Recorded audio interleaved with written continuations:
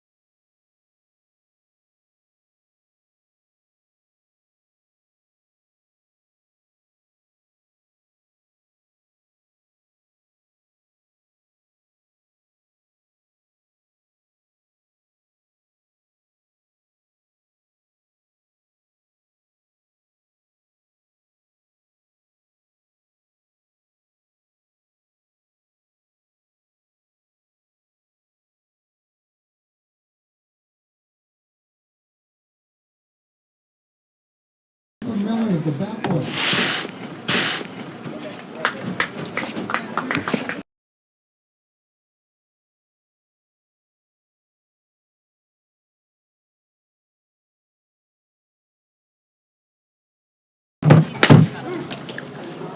And a good evening from Solano College as the Solano Mudcats get set to host the Lincoln Potters for their final home game of the 2024 summer. I'm Zion Trammell. Thanks for tuning in today.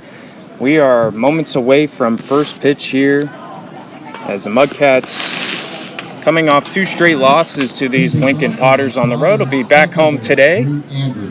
Leading things off for the Potters is the center fielder Drew Andrews. And on the mound for the Mudcats is number 17, Trevor Morse.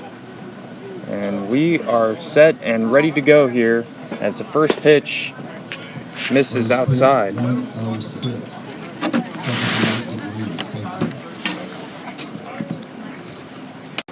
One ball and no strikes. That's upstairs. 2 balls to the center fielder.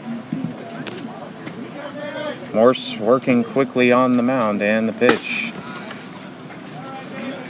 Quickly 3-0 now to the center fielder. That's fired in for a strike. 3 balls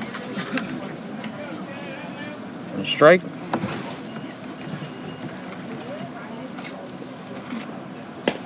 And outside for ball 4. So a leadoff walk for the Lincoln Potters, who yesterday clinched a playoff spot in the Pacific Empire League. They currently sit in second place coming in to today's game at 35-15, while the Mudcats are 14-19. That'll send up Brett Ott, who's playing in left field today. The rest of the lineup for the Potters, batting third will be the shortstop Kais Gargett. Cleanup will be the second baseman Jax Jimenez. As that pitch is lofted into short left field, and coming on is Crudo to make the catch. The thrower to first is not in time, but a nice grab there by the shortstop Crudo for the first out. So for the the rest of the lineup, batting fifth will be the first baseman Cole Chamberlain. The sixth hitter will be the DH Tyler Antwine. Batting seventh at third base is Quincy Marlboro. Batting eighth will be the right fielder Tanner Bradley, and batting ninth is the catcher Jake Harvey. So Kai Scarjett will step in here, playing shortstop today, and the first pitch to him is lined into left field, and that's going to drop for a base hit. So the first hit of the ball game belongs to Kai Scarjett, and there's runners on first and second with one out. And that'll send up the second baseman, Jax Jimenez, freshman from the University of Oregon.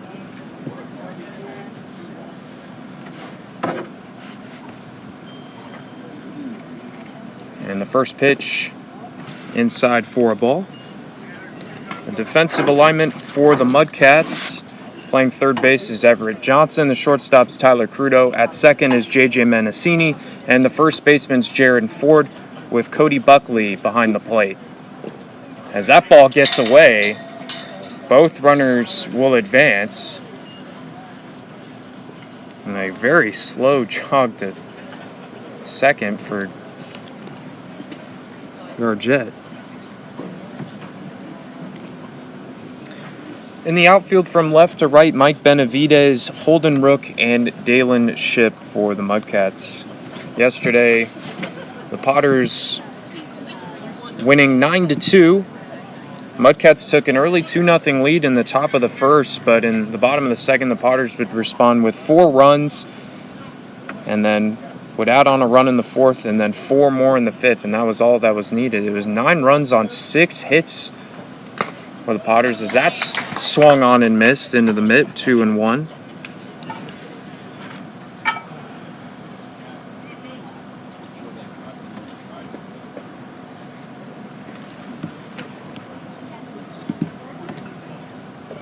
And the pitch missed inside. Anthony Martinez had a great outing for the Potters. He went 6 innings, giving up 3 hits, 2 earned runs, 2 walks, and 5 strikeouts. 3-1, as that's hit sharply on the ground. Nice scoop there by Ford. He's going to make the tag, throw to home, not in time. So a run comes across. It was a nice play there by Ford just to keep it in front there. He applied the tag on Jimenez and tried to make the throw at home. It's a little bit of hesitation there from Andrews. First baseman Cole Chamberlain.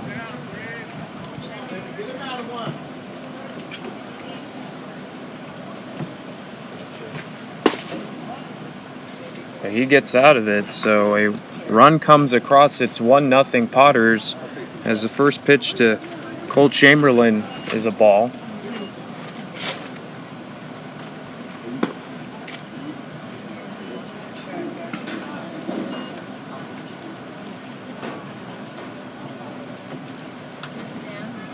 A 3-2 RBI, kind of a weird way to count it, as that pitch is hit high in the air and out of play. That foul ball was brought to you by Republic Services.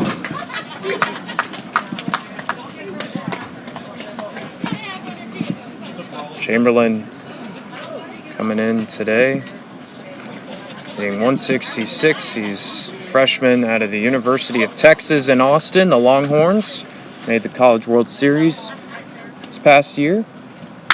That pitch is hit high in the air, deep out to right field. Going back is Shipp, and that ball is gone. A 2-run home run for Cole Chamberlain, and the Potters extend their lead 3-0.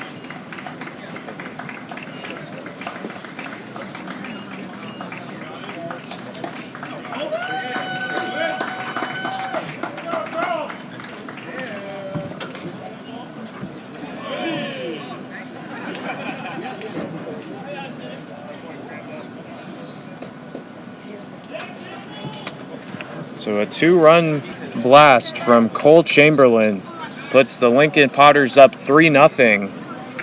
Next up, number 17, designated hitter Tyler We'll send up the DH Tyler Antwine.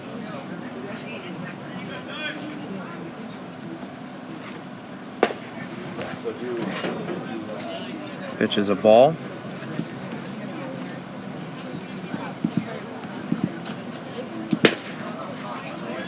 It's 1-1.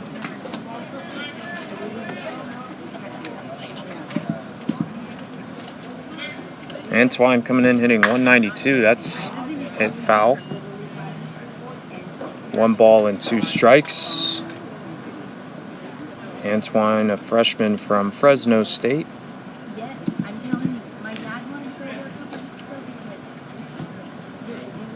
1 ball and 2 strikes, 2 outs, and the pitch is swung on and missed, strike 3.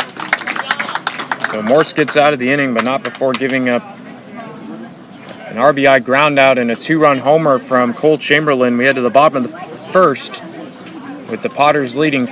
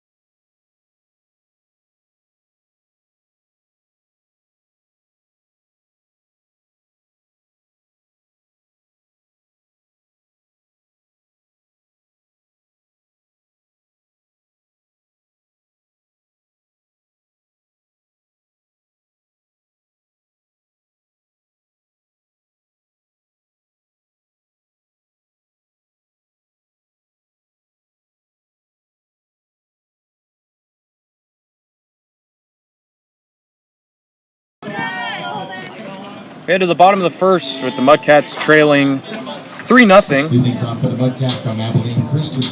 Holden Rook will lead things off for the Mudcats playing center field today. And he will face Tyler Moore on the mound for the Potters. Here's the first pitch. That's hit on the ground to the shortstop. Gargett throws over to first in time. Route number 1. The lineup for the Mudcats, batting second will be Mike Benavidez in left. Batting third will be the right fielder Dalen Shipp. In the cleanup spot will be the DH Connor Ross. Batting fifth will be the catcher Cody Buckley. Batting sixth will be the first baseman Jaron Ford. Batting seventh, Everett Johnson. In the eighth spot, JJ Menacini. And rounding things out is Tyler Crudo. So here's Mike Benavidez hitting in the 2 spot. And the first pitch to him is on the ground to Gargett. Throws on the run in time. So 2 pitches and 2 putouts for Kais Gargett, and there's 2 gone. And I talk about efficiency there for Tyler Moore.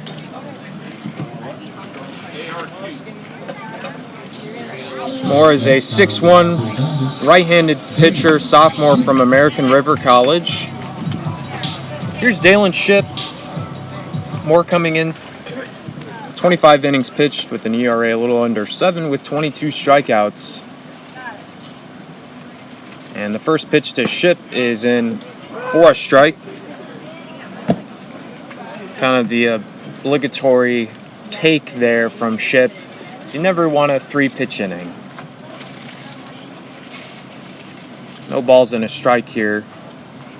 And the pitch. Misses low. Ship coming in, hitting .256 on the summer with a home run and 6 RBIs. Had a solid summer for these Mudcats. And the pitch, fouled back. 1 ball and 2 strikes. Foul ball was brought to you by Click the Music, mobile DJ. Mudcats over the summer have gone through several changes. Players, important position players leaving. Tony Cassingue, Kevin Parker, just to name a few. 1 ball and 2 strikes, and that's in there, called strike 3. And a quick 1-2-3 inning for Tyler Moore, and that will end things. We head to the second. It's 3-0.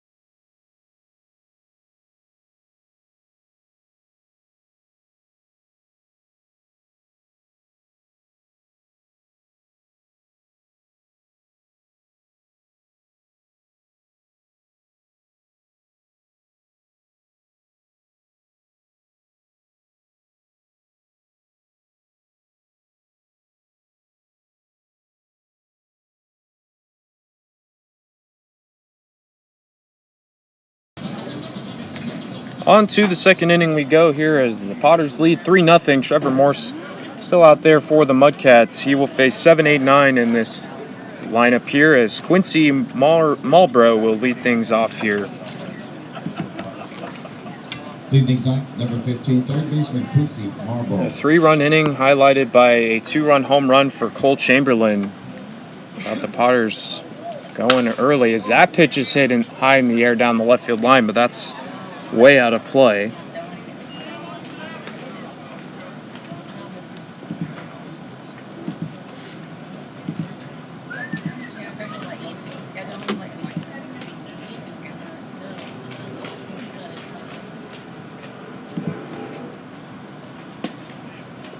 The 0-1 just misses for a ball.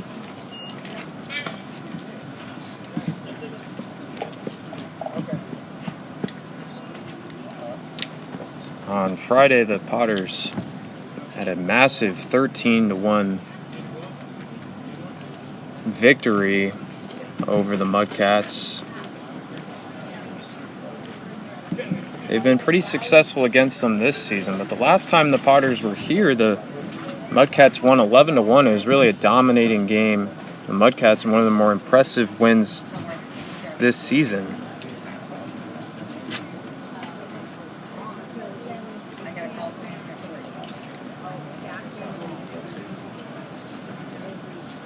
Looks like it might be an issue with the mitt of Cody Buckley, the catcher.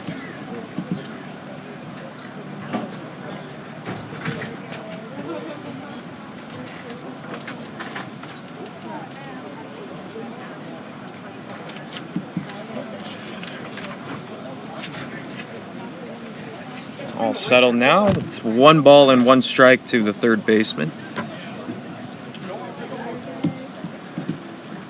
Hitting 300 exactly on the summer, and that pitch was lined to the shortstop Crudo, and he makes the catch. Crowd number 1.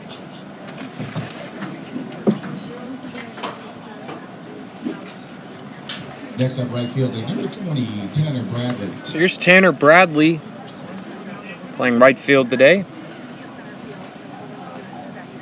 Oh, bro, he definitely got a hold of that one, just right to the glove of Crudo, and an easy play for him. The pitch is in the dirt. Certainly, Mudcats pitching, when it comes to the early portion of ball games, command has been something that has been very important for them if they go on to win ball games. There have been situations where they've walked a lot of batters early on, and it sets them up pretty poorly the rest of the way. So far, just one walk, though, to the leadoff hitter.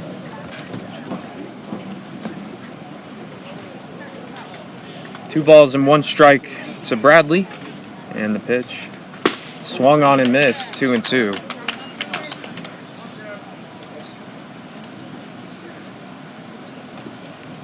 The Mudcats have found themselves in the last several games falling behind early. They did jump out to a 2-0 lead yesterday, but saw that lead slip away pretty quickly. And there's a nasty pitch, strike three to Bradley, and there's two away. With 2 outs, that brings up the catcher, Jake Harvey.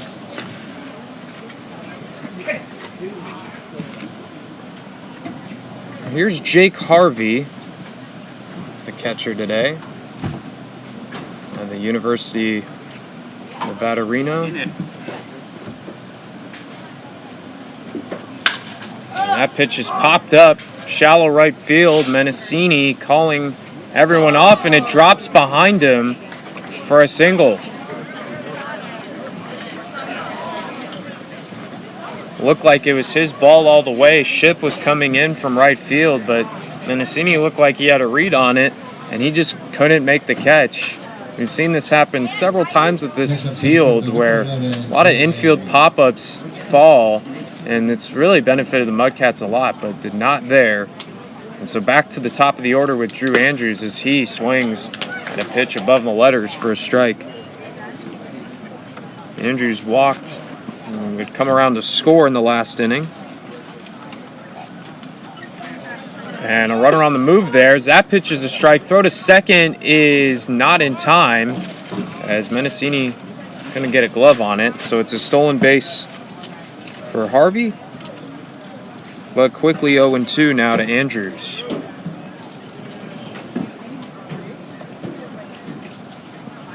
Some new faces for these Potters in these final games of the regular season. Andrews with just 11 ABs this summer, but he's hitting .363.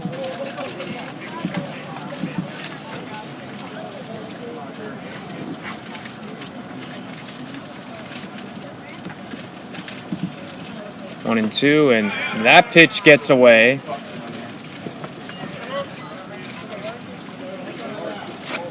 Harvey advances to third. Seems to be another problem for the Mudcats. A lot of pass balls.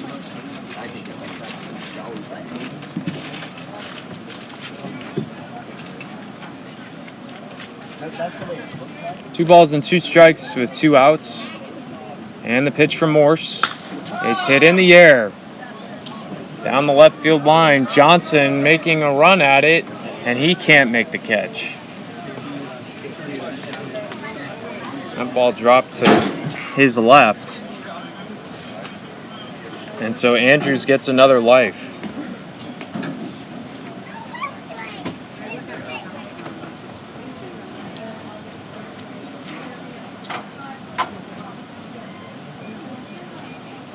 Two and two. A long pause there, and Morse with the pitch. In the dirt, runner takes off for home. The tag, and they got him. So Cody Buckley takes it himself. He tags out Harvey, and that will end the inning. Nice job there from Trevor Morse. Gives up 1 run, or 1 hit, no runs. We had to the bottom of the second. It's 3-0.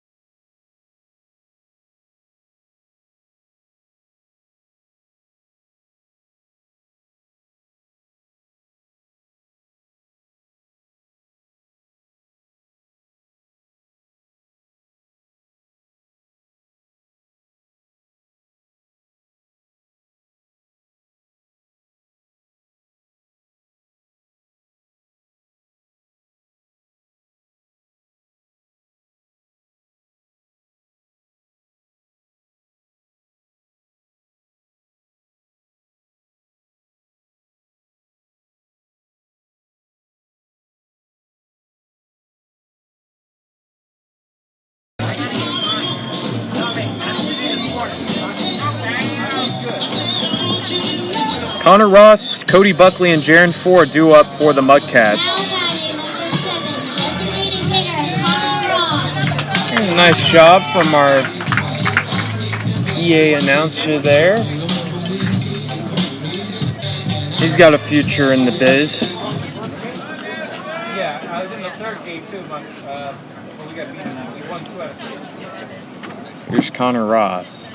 That pitch down low for a ball.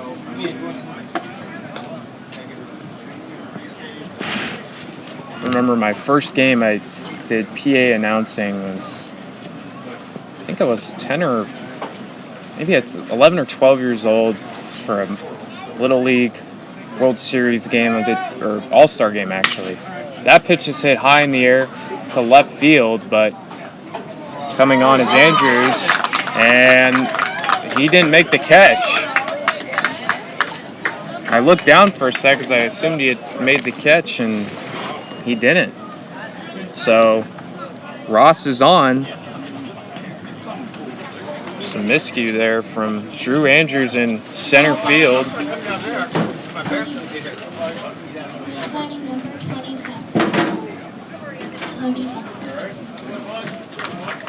Here's Cody Buckley. And that pitch is swung on and missed. A healthy hack there from the catcher. 0-1.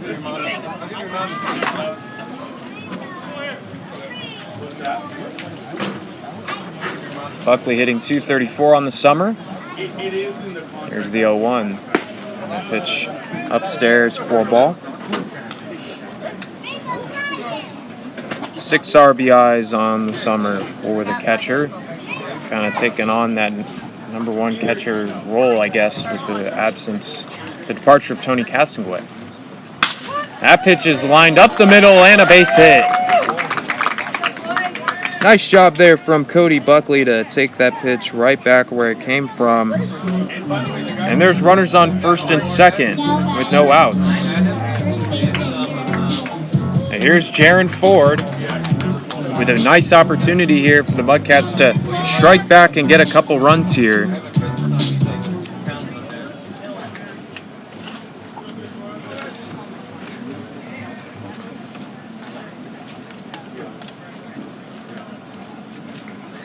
And the pitch hit up the middle. Coming on is Andrews, and he can't get there. So 1 pitch and a base hit for Ford. They'll move station to station, and the bases are loaded.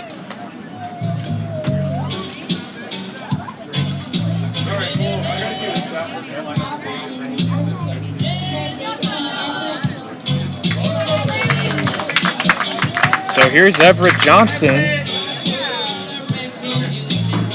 with a nice opportunity. Bases loaded, no outs for the Mudcats. All hitters have reached on a ball up the middle, up to center field. Although Ross was an error. And first pitch to Johnson is a ball. So Tyler Moore running into some trouble here in the second. Trying to minimize the damage. The 1-0. Fouled.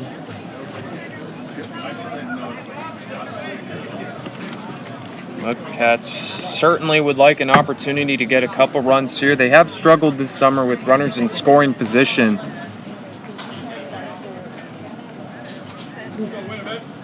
Here's the 1-1. And did it hit him or did it hit the bat? It looks like it hit him. So the first run of the ball game for the Mudcats comes on a hit by pitch for Everett Johnson. And it's 3-1. Now batting number 11, second baseman JJ Woo!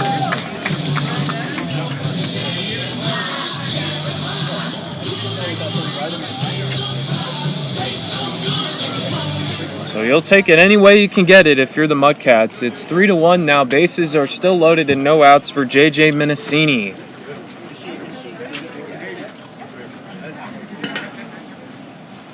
And the first pitch, fouled back.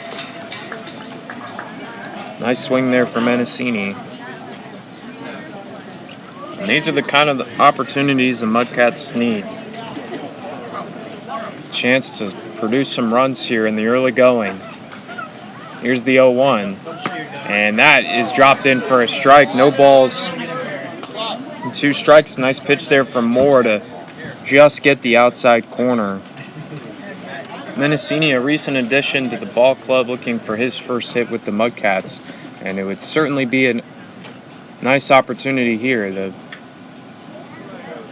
pitch in the dirt. Potter's infield playing at pretty normal depth. Not bringing the infield in. You would certainly take a double play ball even if a run does come across for the Potters. Here's the 1-2. That pitch is hit on the ground, and that gets through. 1 run is in, and that's all they'll get, but it's an RBI single for J.J. Mendocini. And it's 3-2 now as Buckley scored.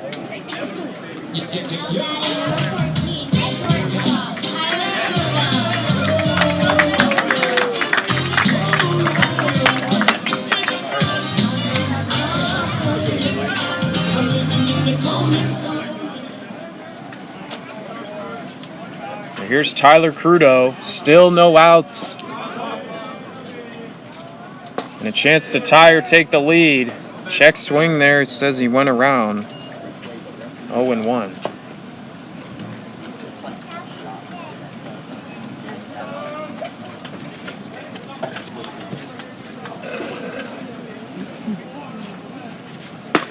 Swung on and missed. Above the letters, 0-2.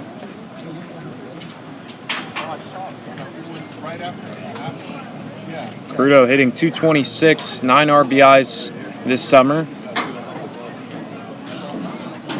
Here's the 0-2, and that pitch is low.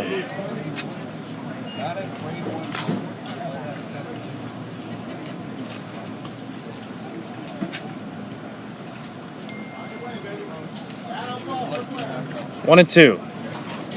Moore gets the sign. Deep breath, and the pitch. That ball gets away. Ford will score easily. Runners will advance to second and third, and this game is tied.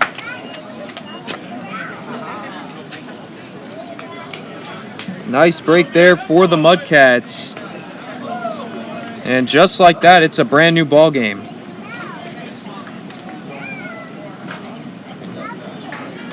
Still no outs in the inning.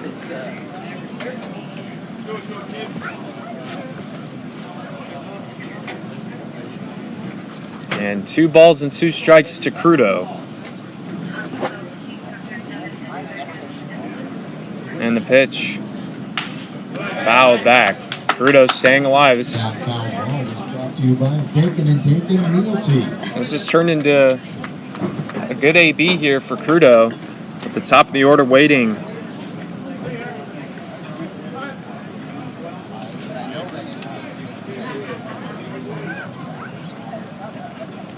Here's the pitch.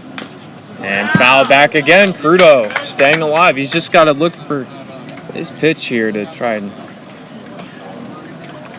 get barrel on ball here and try to give the Mudcats the lead. They trailed 3-0 after the top of the first. A Cole Chamberlain 2-run home run was the highlight there. Mudcats have had every hitter reach here. And the 2-2 misses outside. Full count now. Tremendous AB from Crudo.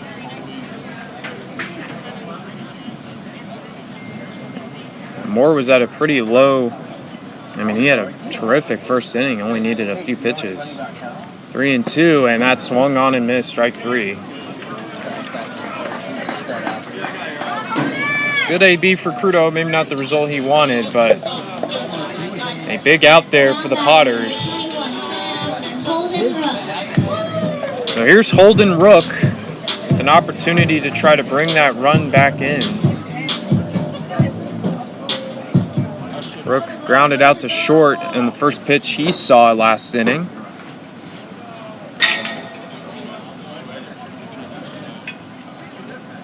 And the first pitch is a strike. So both teams send up all 9 hitters in the first 2 innings. Still only 1 out. Johnson, the runner, at third. Menacini at second. And the 0-1. Hit on the ground and foul. Quickly 0-2. Rook hitting 160 this summer, 2 RBIs from Abilene Christian University. There's the 0-2. And that pitch low for a ball.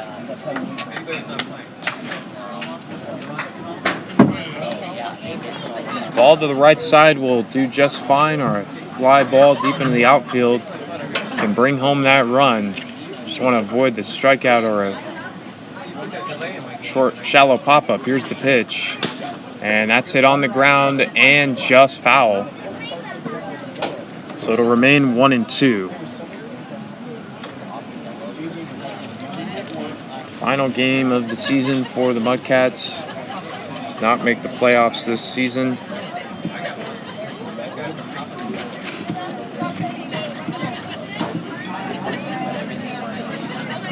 Like to come out with a victory here. Here's a 1-2. Hit on the ground and foul once again. So back-to-back long ABs here for Holden Rook and Tyler Crudo.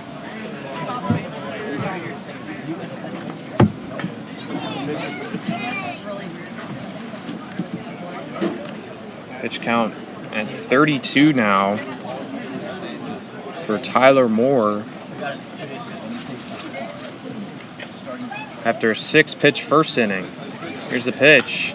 Fouled again. And certainly has to be a bit frustrating for Moore when you feel like you're executing well, you're throwing a lot of strikes, you just cannot finish the job. He did get Crudo to strike out, but certainly these are long ABs that can certainly impact the pitcher in the infield and outfield too. Here's a 1-2.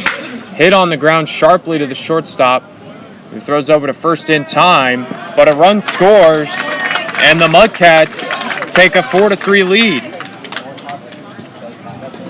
Now batting, number 30, left field, Mike Benavides.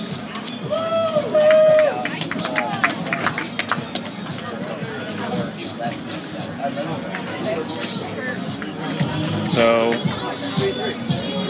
Holden Rook does his job. He gets that run across, and here's Mike Benavides.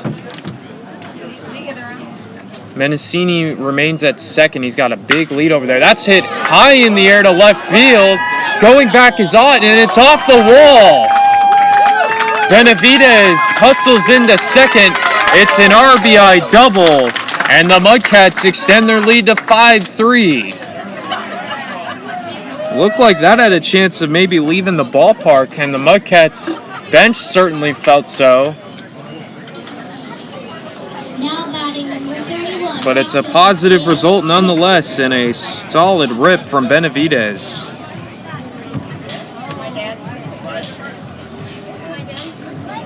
Menacini scored.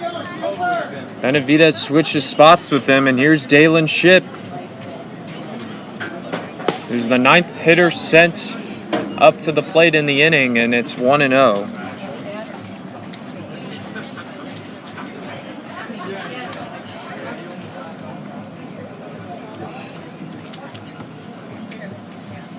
Pitch. Low 2-0. Shipp struck out looking in the last inning.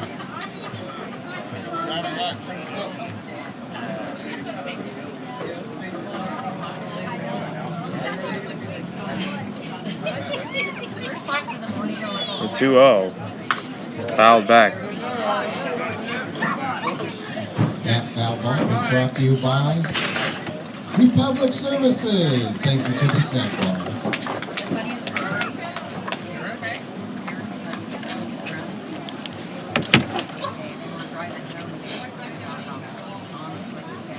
The 2-1.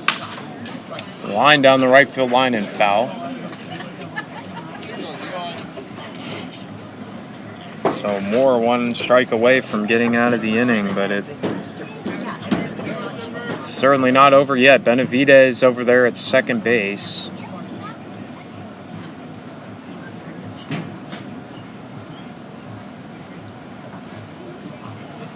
Two. Outside. So a full count now, and Benavidez likely on the move. A base hit will certainly score him. You can never take enough runs against this Lincoln Potters team. Here's a 3-2. That's it on the ground to the third baseman. Marlborough throws to first in time. A nice scoop from Chamberlain. And there's out number 3. But the Mudcats explode for 5 runs in the inning. We'll take a 2-run lead as we head to the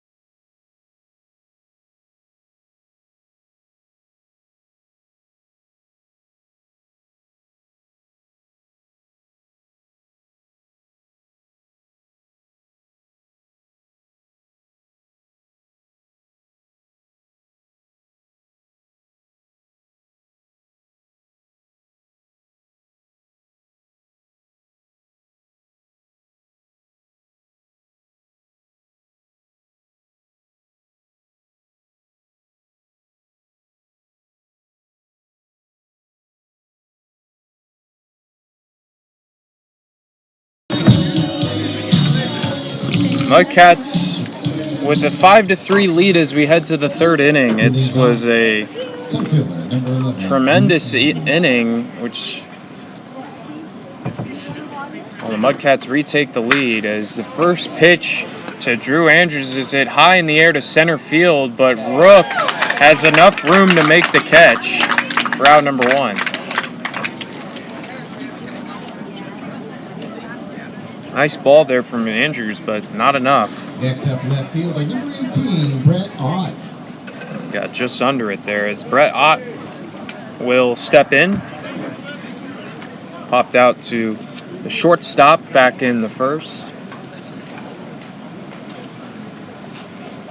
And the pitch. It's in for a strike.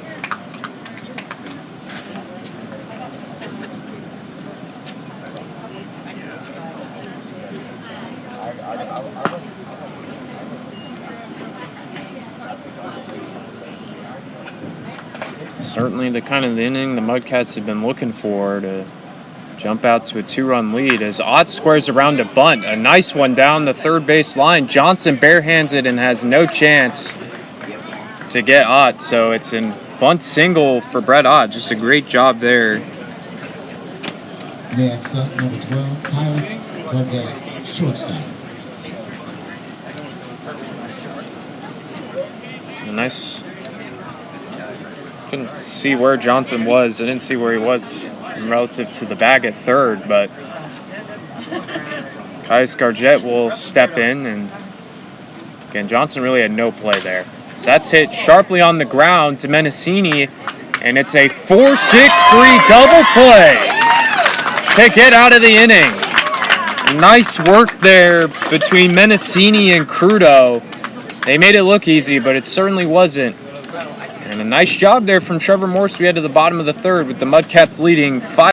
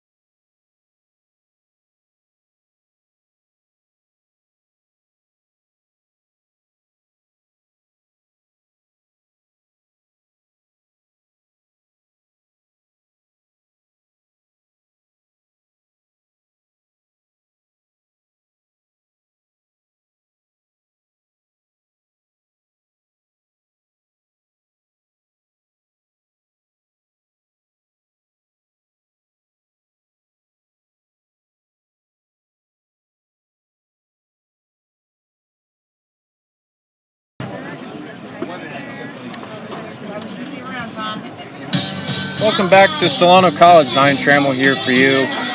This final game of the 2024 summer for the Solano Mudcats.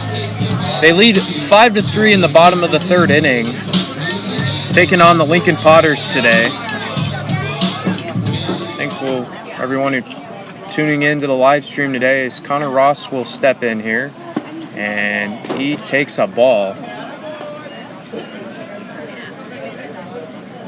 Ross got things started. He reached on an error from the center fielder Andrews, but it was a hard hit ball, and the 1-0.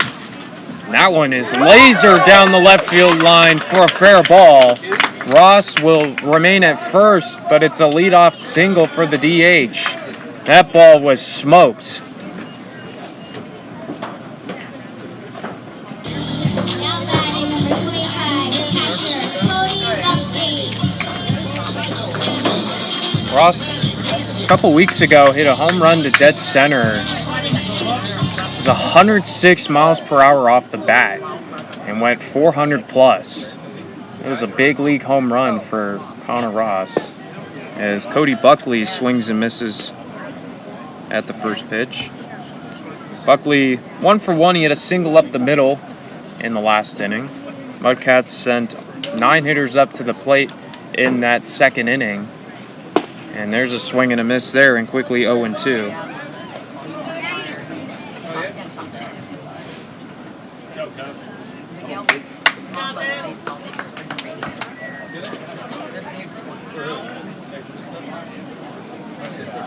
Here's the 0-2. And that pitch outside.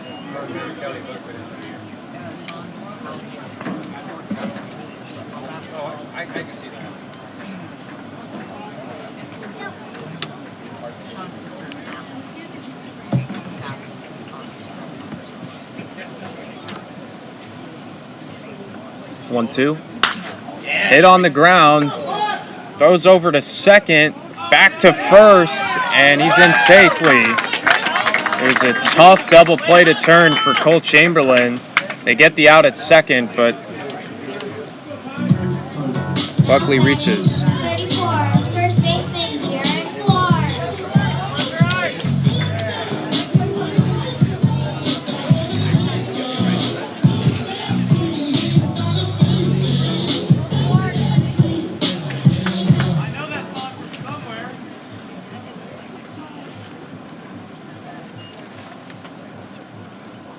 Here's Jaron Ford. Takes a pitch inside.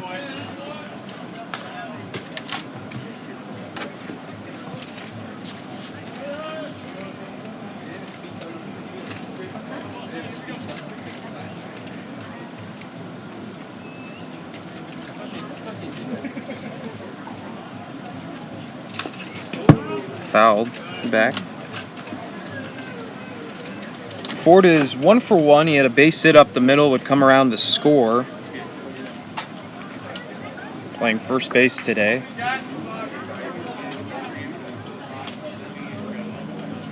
There's a home run, 6 RBIs this summer.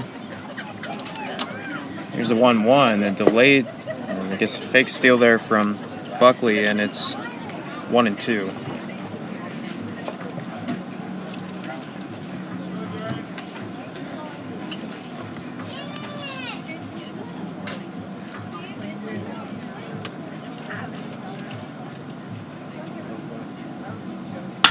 That's hit on the ground and through for a single.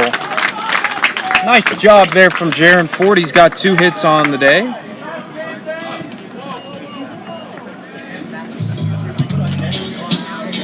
batting number 6, third baseman Everett Johnson. So here's Everett Johnson, who was hit by a pitch, would bring home the first run for the Mudcats, and they're in an opportunity to add some more here with 1 out in the inning. And the first pitch gets away. Both runners will advance. It takes away the double play ball.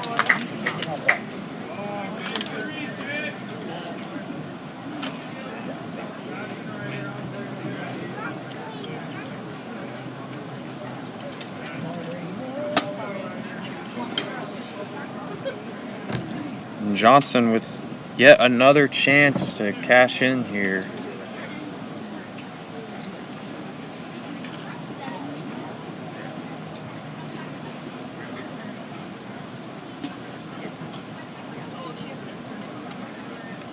Here's a 1-0.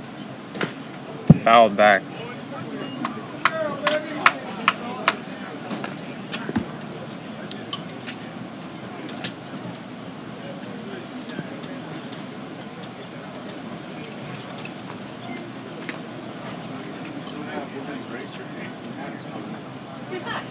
One. Low for a ball.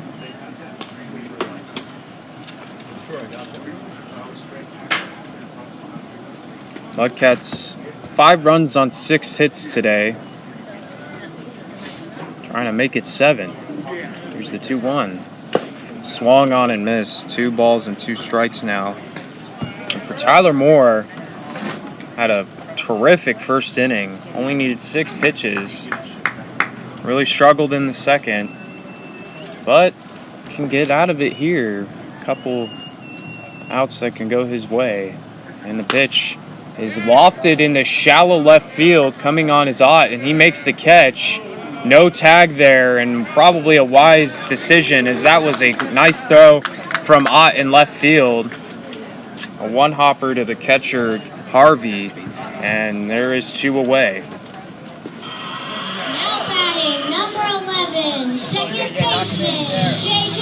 Menacini. Here's J.J. Menacini, who had a single and an RBI in the last inning.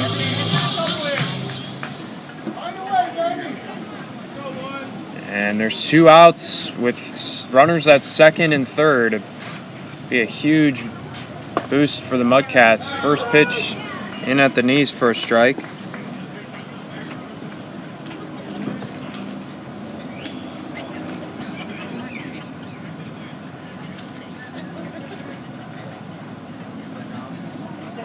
The 0-1 outside. 1-1.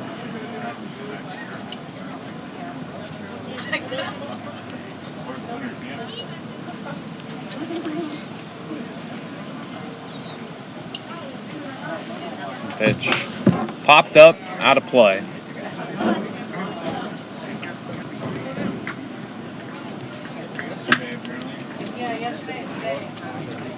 That foul ball is brought to you by With the Music, Mobile DJ, and Bass Reapers. And here comes the 60th pitch from Moore, and that's outside. 2-2.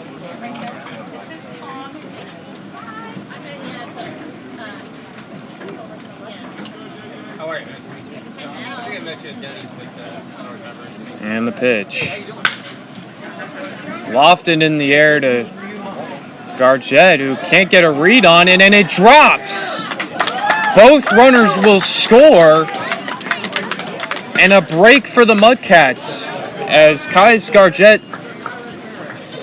just couldn't fight off the sun, and it's now 7-3 Mudcats.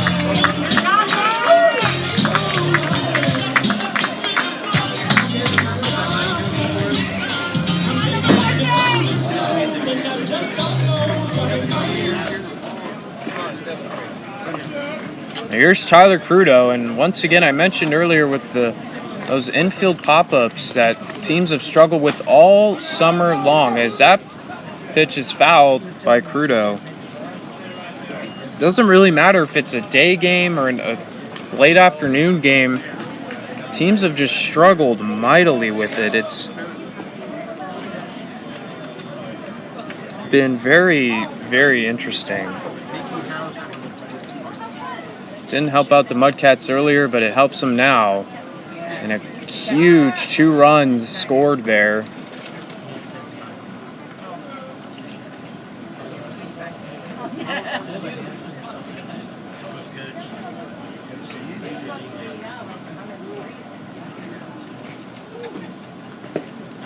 The 0-1 is in the dirt. Crudo struck out swinging in the last inning. As there is some action in the Potters bullpen. Looks like a lefty warming up.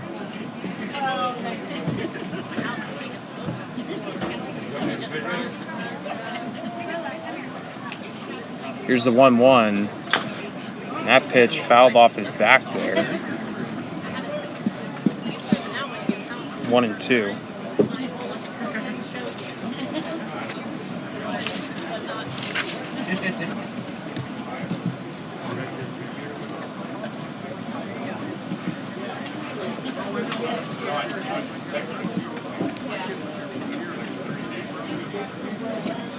Trudeau, one of the guys with tops and ABs this summer,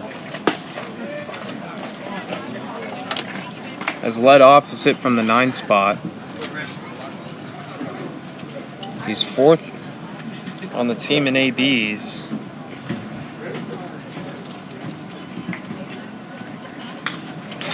Fouled back again.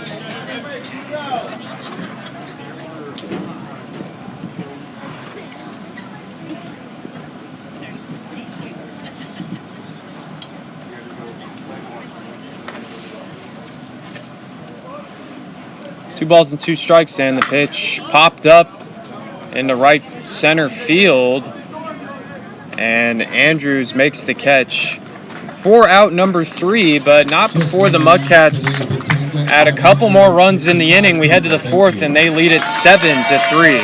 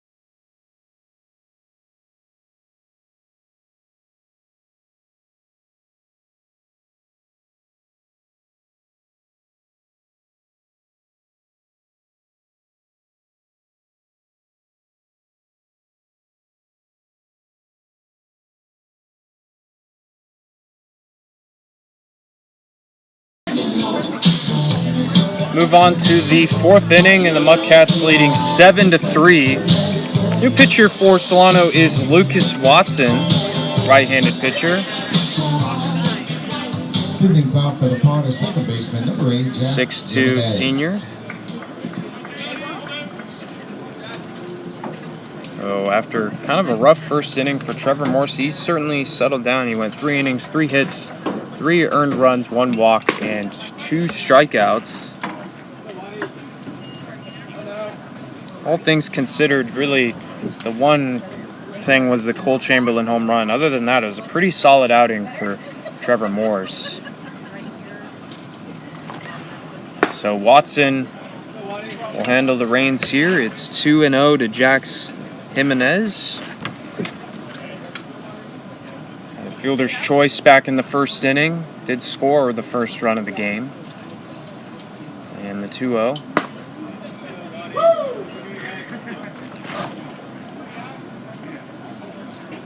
Quickly 3-0. Watson has been tremendous this summer for the Mudcats. It's high velo, but hasn't been able to command it so far. Leadoff walk here to Jimenez. He comes in 19 2/3 innings pitched with a 1.37 ERA and 30 strikeouts. He can certainly rack them up here, and one of the harder throwing pitchers on this Mudcats team, trying to hold down a 4-run lead here in the 4th inning.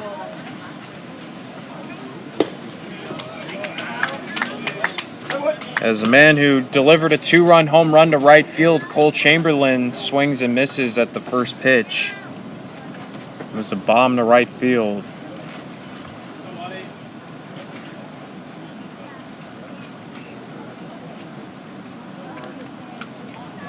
In the 0-1. It's outside.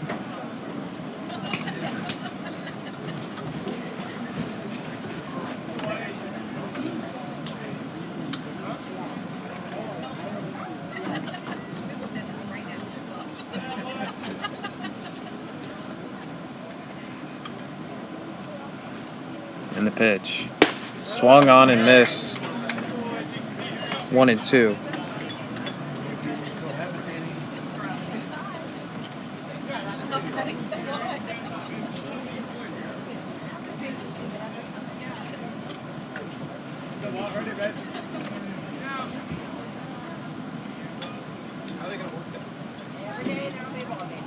Runner on the move. That's a broken bat there and foul. It's like just a small piece of his bat that got knocked off.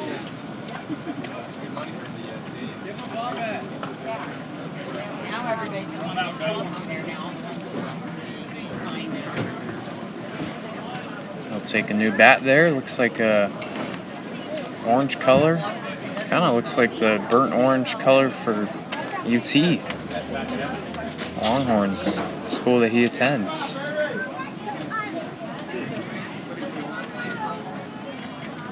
Here's a 1-2. Runner on the move again and fouled back.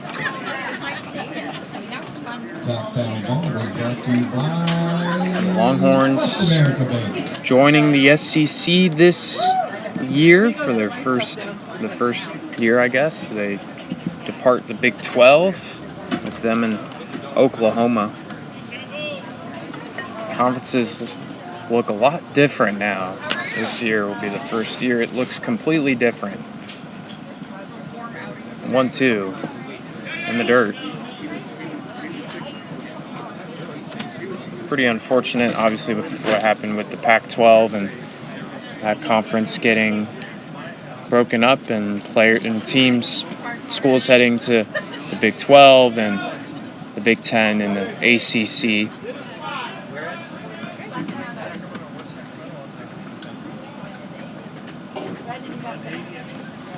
Here's a 2-2. And that hit him.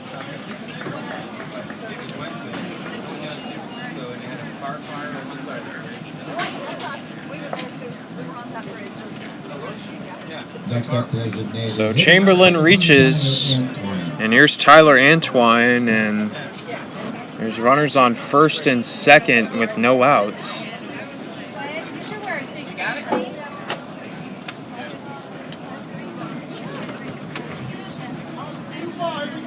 Antwine struck out in the first inning.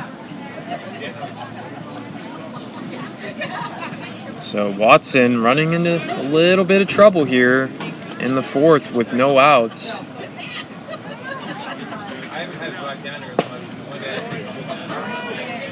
0-1. But with his style of pitching, he can get strikeouts in a hurry. So runners on base aren't the worst thing in the world for him. but has to do a job here in the 0-1. Outside.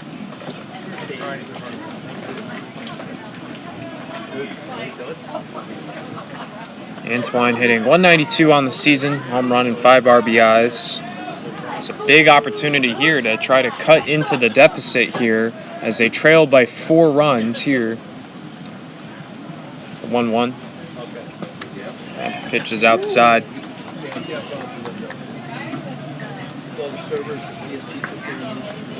2-1.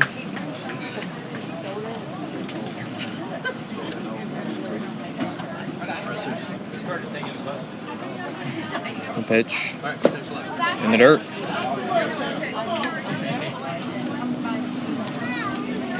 Three and one now to Antwine.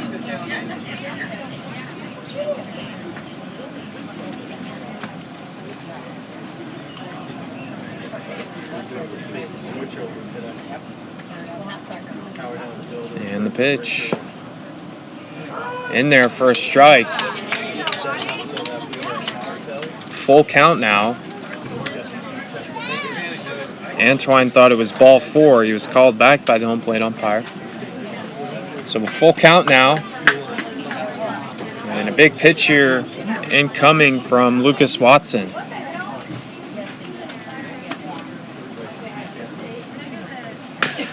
Foul.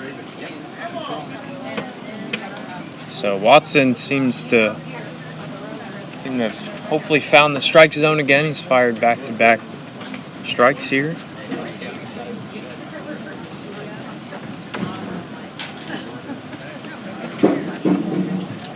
And no activity in either bullpen currently. 3 balls and 2 strikes, no outs in the inning. And the pitch. Inside, ball 4. That just missed.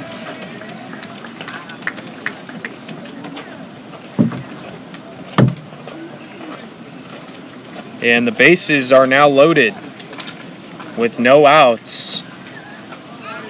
Situation the Mudcats found themselves in the second inning. Here's Quincy Marlborough, lined out to the shortstop, Crudo, in the second inning. And a humongous opportunity here for the Potters to chip in for that lead. Foul back.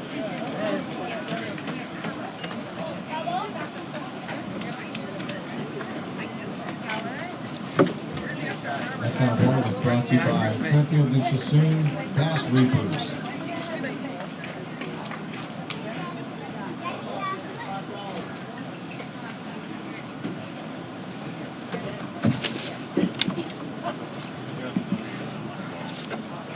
Here's the 0-1. And that's swung on and missed.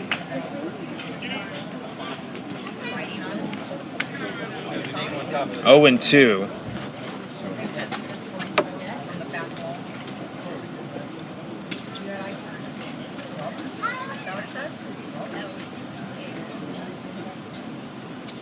The 0-2. Fouled out of play.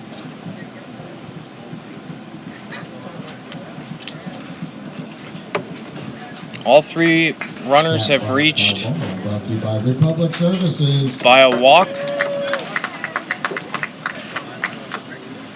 2 walks and a hit by pitch in the inning for the Potters. And as I mentioned earlier, the control can early in outings for Mudcats pitching has kind of been an issue. Here's the 0-2. And he gets the strikeout there. A huge one for Lucas Watson, and there's one away. Next up, number 20, right fielder Tanner Bradley. Here's Tanner Bradley, who's 0 for 1 with the strikeout. First K of the day for Watson. Bases remain loaded.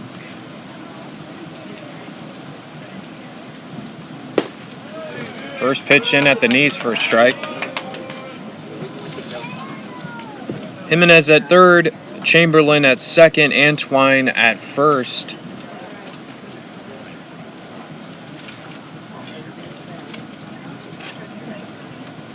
The 0-1.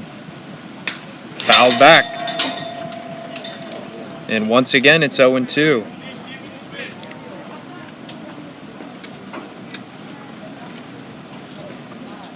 "25 pitches now in the inning for Watson. May reduce the amount of innings he'll be able to go here. Here's the pitch. Nice pitch. Dropped just off the plate. 1-2. That pitch had some nice movement. Curveball there from Watson. Could not get the call.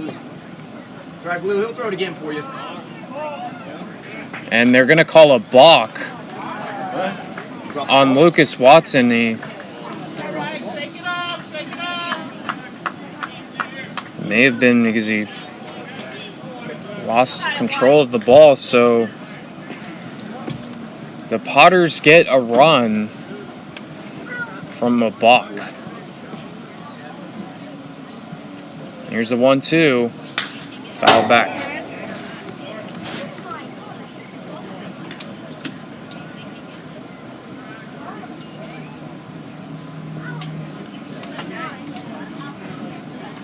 Certainly not what you wanted if you're the Mudcats. Give up a run that easily. Here's the 1-2.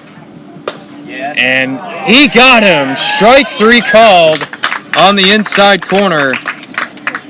Great sequence there from Lucas Watson, and there's 2 away.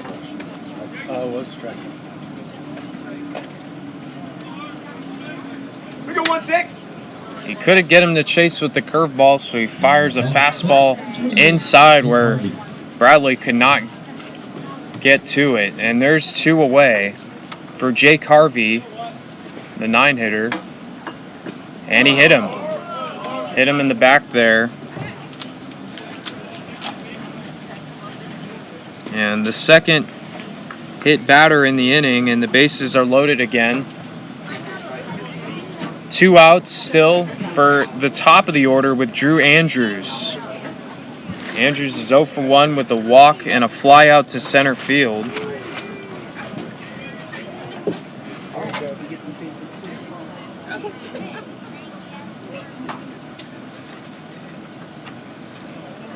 And the pitch.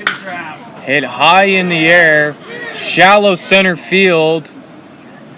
Coming on his rook, and he makes the catch for out number 3. So with all things considered, Watson will take it. He gets out of the inning, giving up just 1 run. We head to the bottom of the 4th, and the Mudcats lead 7-4.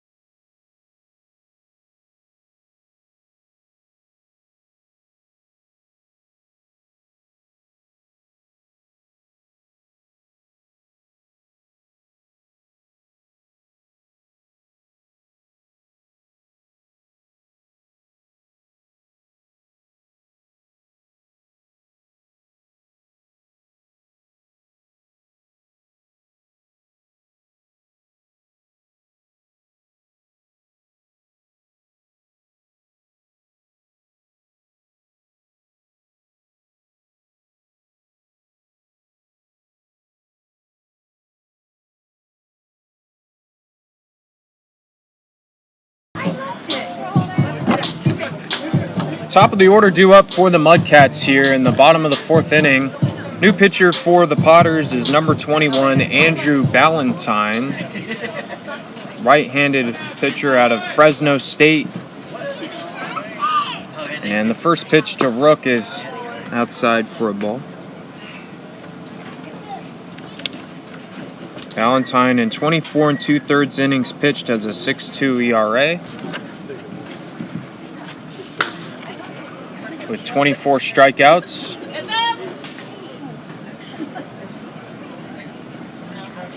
Coming on here in these middle innings, trying to hold it down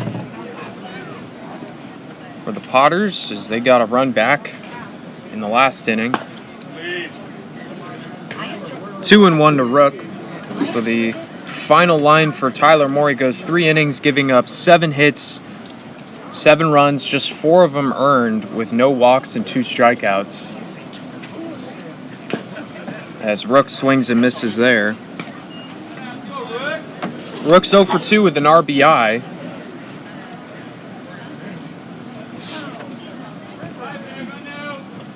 Grounded out to short both times.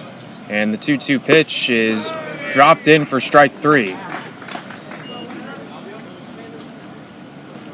1 away. Now batting number 30, left fielder Mike Benavidez. Here's Mike Benavidez.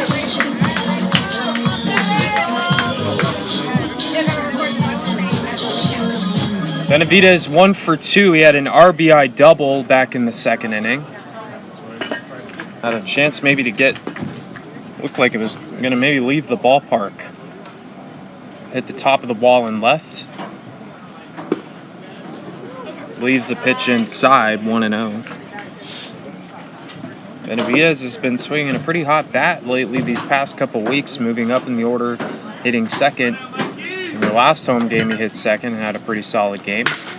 Hits that one, chopper on the ground to Gargett, who throws to first in time for out number 2.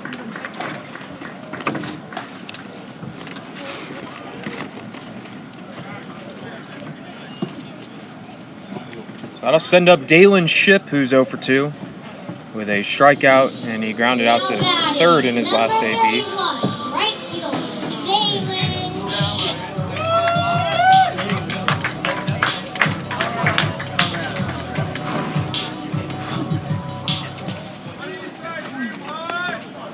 First pitch to Shipp is hit on the ground to the third baseman, Malbrough. Fires over to first in time in a very quick inning for Andrew Ballantyne. We're through 4, and the Mudcats lead 7-4 over the Lincoln Potters.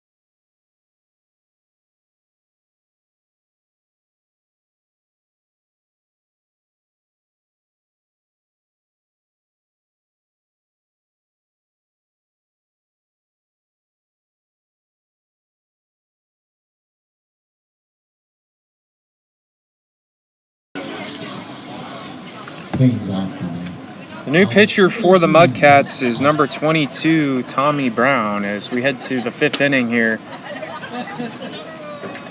And Brett Ott will lead things off for the Potters. He'll take a strike.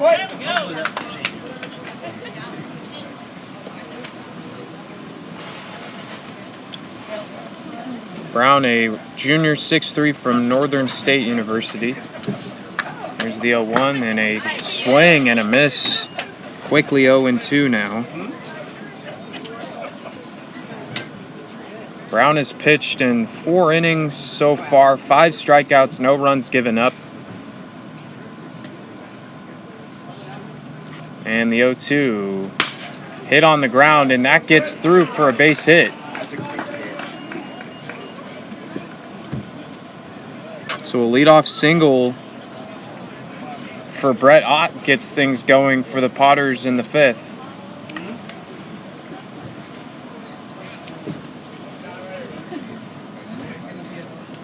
And that'll send up Kai Scarjett. He's 1 for 2, had a single and a ground out into a double play back in the 3rd inning.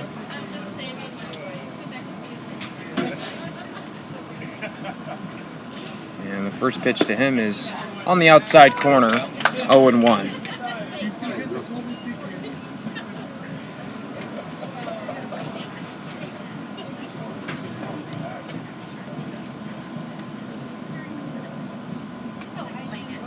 Odd on the move. That pitch is hit in the air to center field. Rook makes the catch, and there's one away. So Ott will have to retreat back to first. Second baseman, number 8, Jack Jimenez. Here's Jax Jimenez.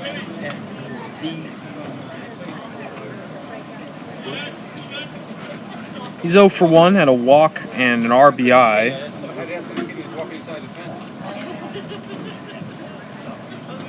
Throw back to first.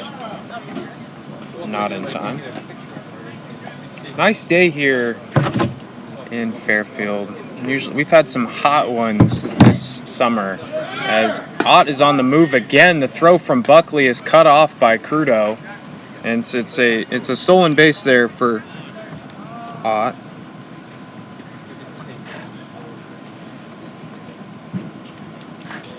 Nice 78 degrees right now. We've had some games where it was 100 degrees plus or close to it, even for the 5 o'clock games. So this is certainly nice weather today on this Sunday afternoon in the final game of the year for the Mudcats this summer. Their 35th year. 1-0 upstairs for a ball.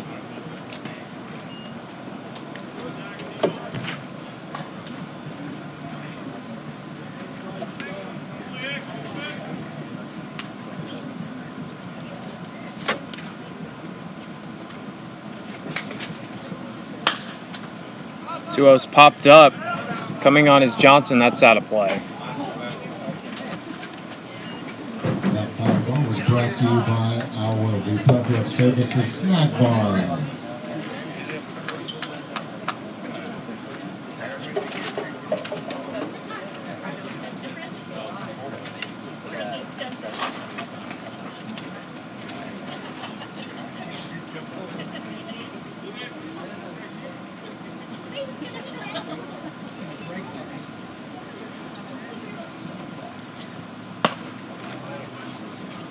Three balls and 1 strike. And Jimenez.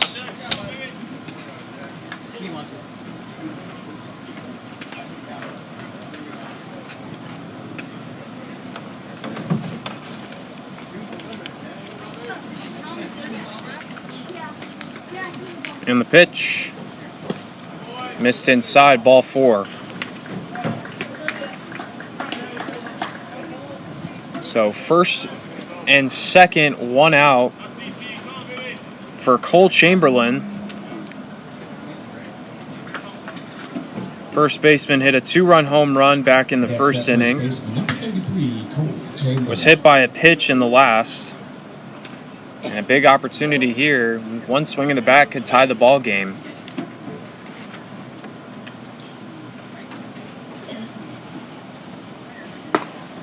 Outside.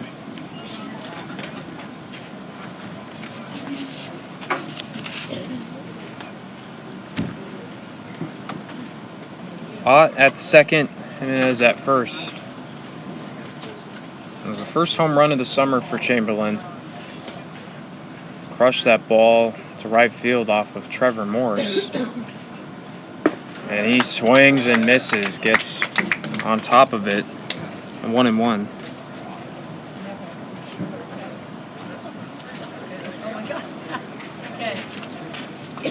So Lucas Watson goes just 1 inning for the Mudcats. No hits, 1 earned run, 2 walks, and 2 strikeouts. It was a high pitch inning for him. So Tommy Brown with a chance with both runners on the move. That's down the right field line and fair.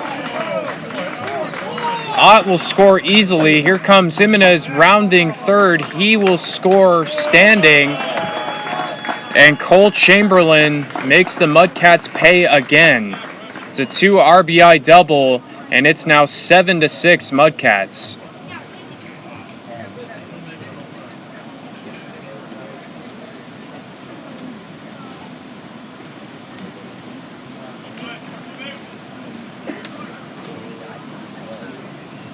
Next up, designated hitter number 17, Tyler Edwards. RBIs 3 and 4 for Chamberlain.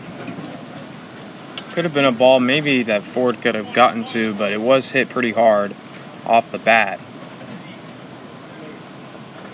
I'll send up Tyler Antwine, the DH. And that's outside for a ball.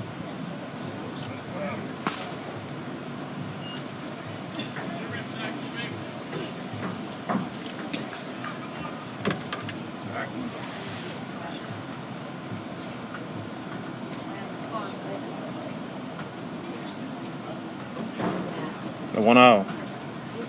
Swung on and missed. 1-1. Antwine 0 for 1 with a walk and a strikeout. With Chamberlain, the tying run at second.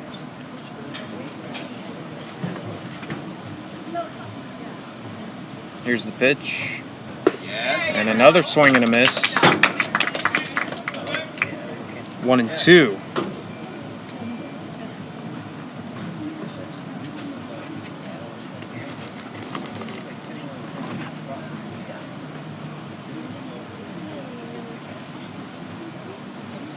Brown a look at second,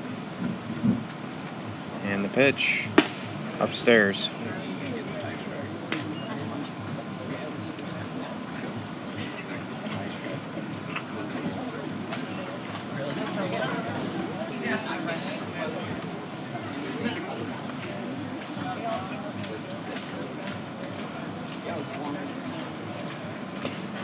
The 2-2 is in there, called strike 3, and Antwine knew it. And a big second out there for Tommy Brown. There's 2 away.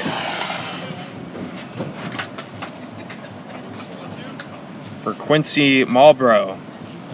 Next up, number 15, third baseman Quincy Marlboro. Marlboro playing third base today.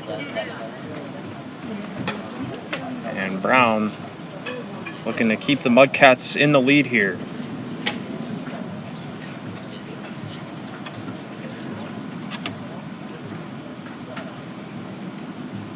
Pitch, foul back. Marlboro 0 for 2 today, lined out to the shortstop. Crudo in the second inning, struck out in the fourth.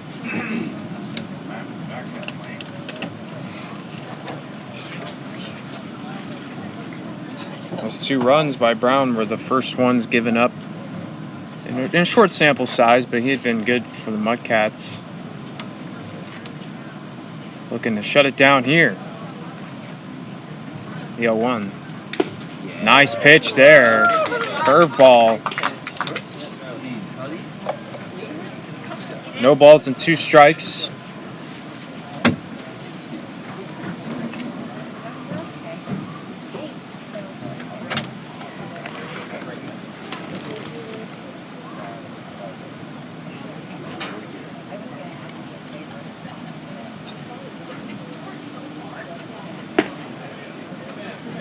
Misses with the fastball outside.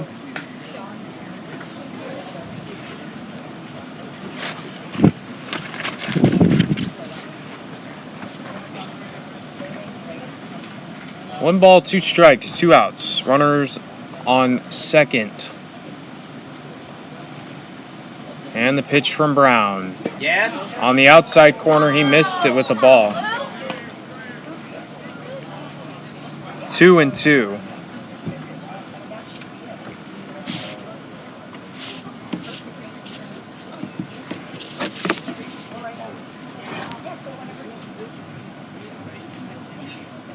The pitch. Hit on the ground to the third baseman Johnson, who has a glove on it. Throws to first in time for out number 3. So Brown gets out of it. Chamberlain makes them pay with a 2 RBI double. Way to the bottom of the 5th, and the Mudcats lead 7-6.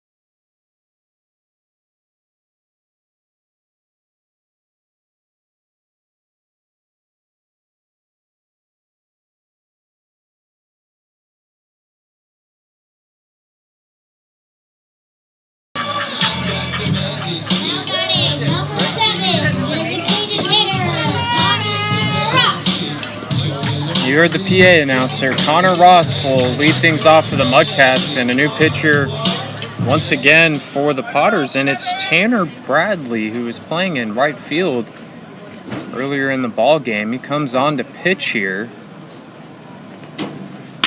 and Ross hits one in the air to right center field, and that will get down.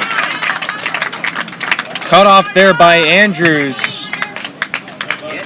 But once again, it's a leadoff single for Connor Ross. Now batting number 25, catcher, Cody Buckley.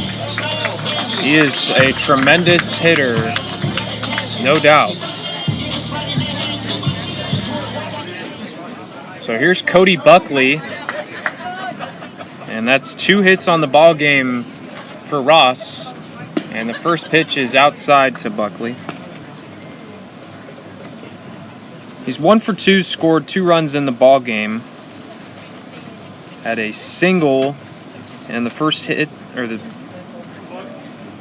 first hit of the ball game for the Mudcats in the second inning. And he swings and misses there, and it's 1-1.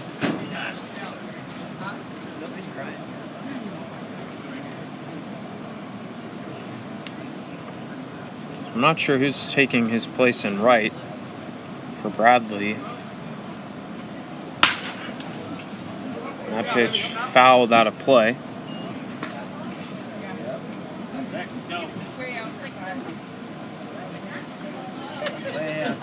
Ross came into today leading the team in hits with 36. He's now got 38 this summer and a 379 average. Did this with the Falcons as well. Just a tremendous hitter.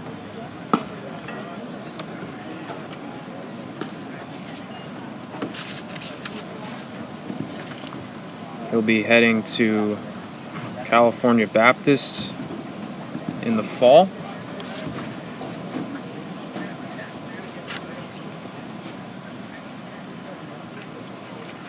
Here's the 2-2 to Buckley, and a swing and a miss, strike 3 for the first out of the inning.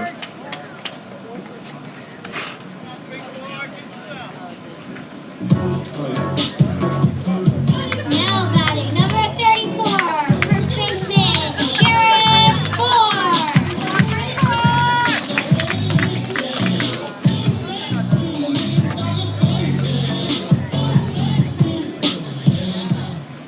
Here's Jaron Ford stepping in for the third time today, and it's a nice hack there, fouled back. He's 2 for 2 with a pair of singles and 2 runs scored. He's had a nice game today.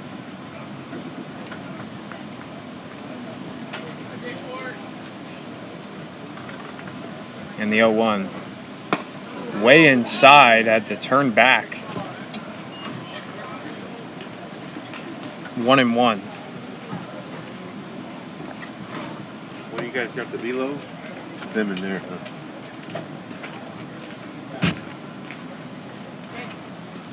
Velocity on this fastball and curveball? 1-1. Foul back. It was 11 mile an hour difference. I was thinking it was like 12. Real nice. I mean, for the differential between the two pitches, that's exactly what you want.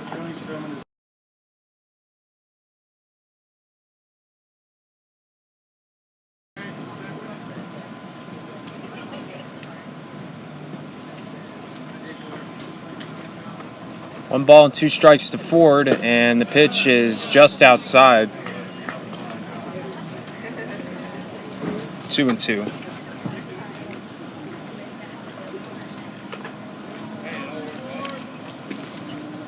Mudcats have had a runner on in 3 of the 5 innings so far.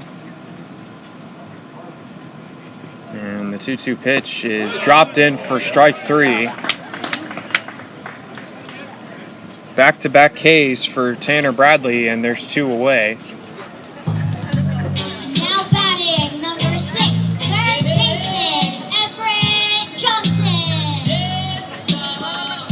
Here's Everett Johnson.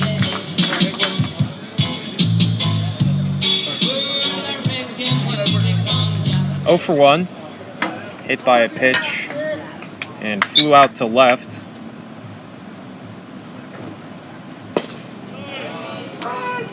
Fastball in for a strike.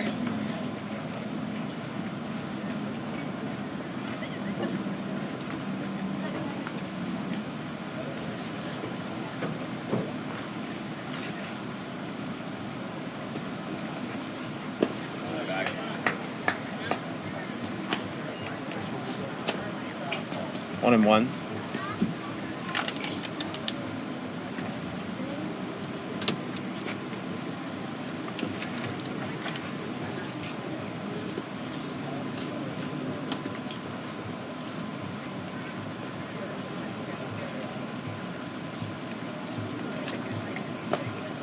Pitch in the dirt.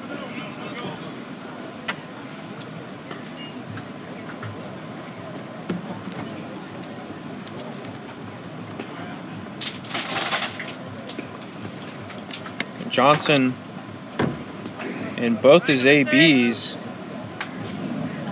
found himself with multiple runners in scoring position as just a runner on first here. And Bradley misses with the ball. He's been working outside with that fastball a lot. hasn't located them each time very well, but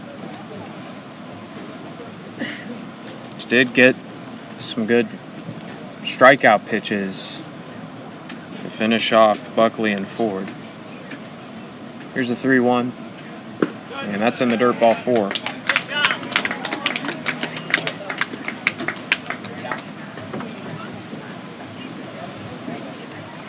So first and second with 2 outs Now batting, number 11. for J.J. Menacini. J.J.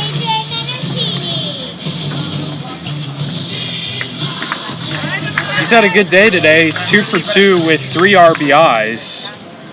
Got a fortunate break in the 3rd inning on a pop-up that fell over the head of Gargett and brought in 2 runs. And without him, the Mudcats wouldn't have the lead right now. So that was a critical part in the ball game.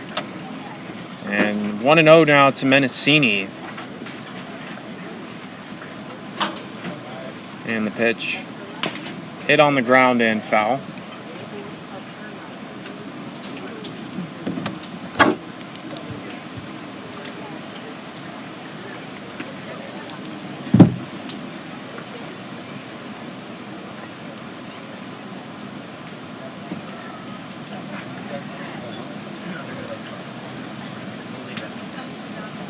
The 1-1 missed outside.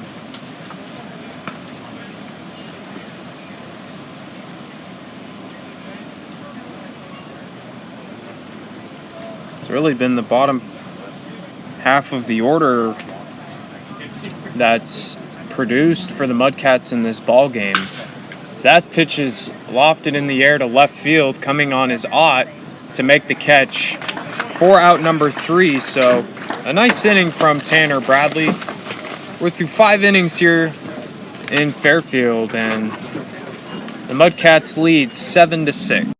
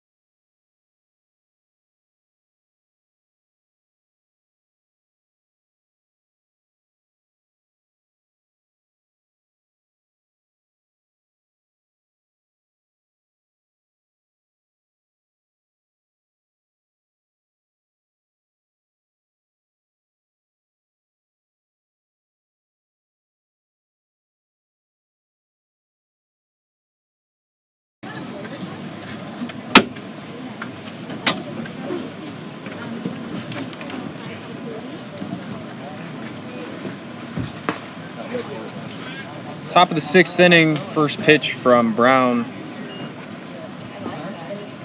is a ball. We have a pinch hitter looking to get the name here. 2 balls and no strikes. It's Anson Arose, who's pinch hitting here for Tanner Bradley, who's now pitching for the Potters.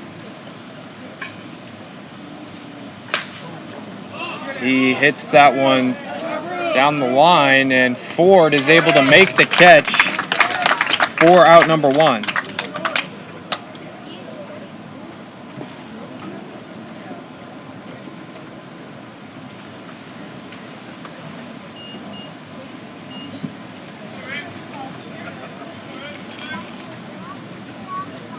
And another pinch hitter here for the Potters.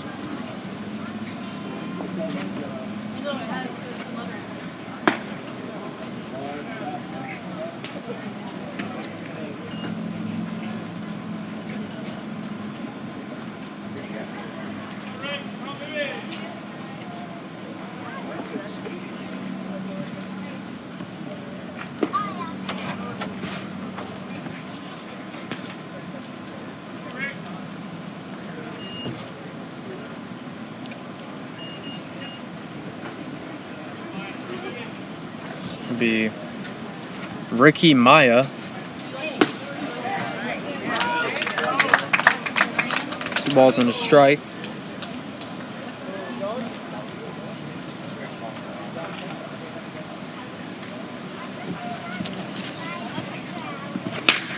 That pitch hit softly on the ground. Crudo's going to have to come in on it. Throws over to first in time for out number 2. A nice play there from Tyler Crudo, and there's 2 away. Next up, center fielder number 11, Drew Andrews.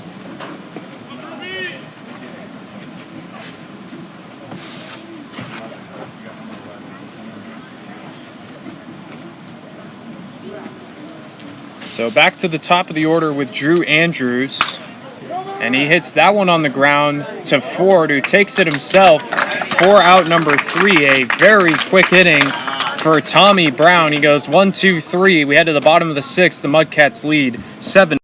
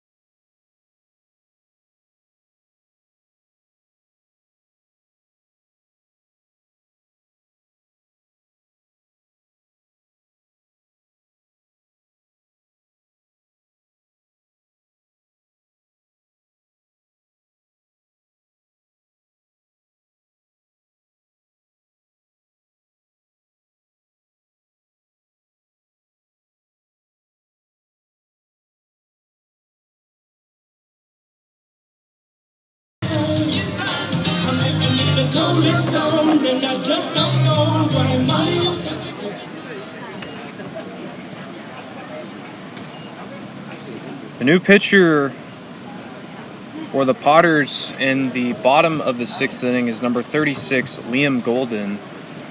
He'll face 9-1-2 for the Mudcats. Here's Tyler Crudo. And take a strike. Crudo is 0 for 2. He struck out and flew out to center field. The 0-1 in the dirt. 1-1. Golden in 6 innings pitched has 8 strikeouts and a high ERA.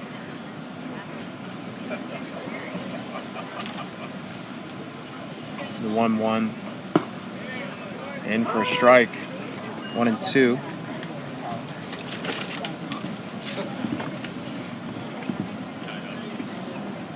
Golden is a freshman right-handed pitcher from Stanford. And Crudo swings and misses. Drop third strike, throw to first is not in time.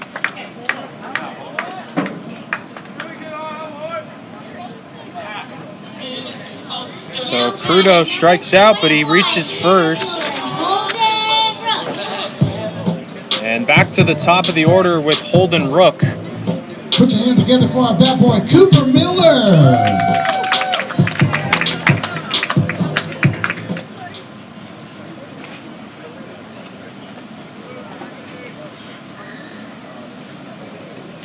And the first pitch to Rook is upstairs for a ball. Rook 0 for 3 had an RBI ground out in the 2nd inning.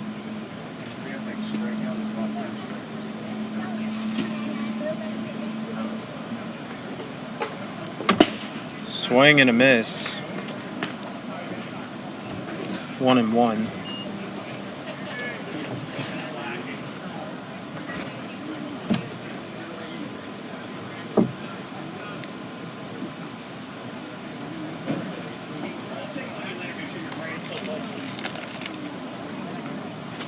And Golden will step off.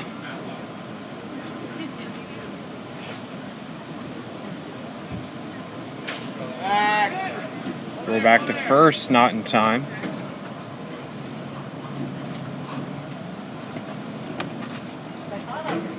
So Ricky Maya will take over as the catcher for the Potters, and in right field it'll be Anson Arose. Crudo with a nice lead at first.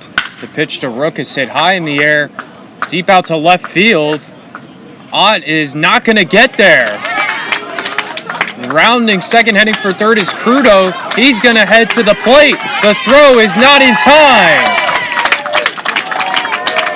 Holden Rook got a hold of one. It's an RBI triple. And the Mudcats get a big insurance run. It's 8-6. Now batting, number 30, left fielder, Mike Benavides. And that drop third strike proving more critical now.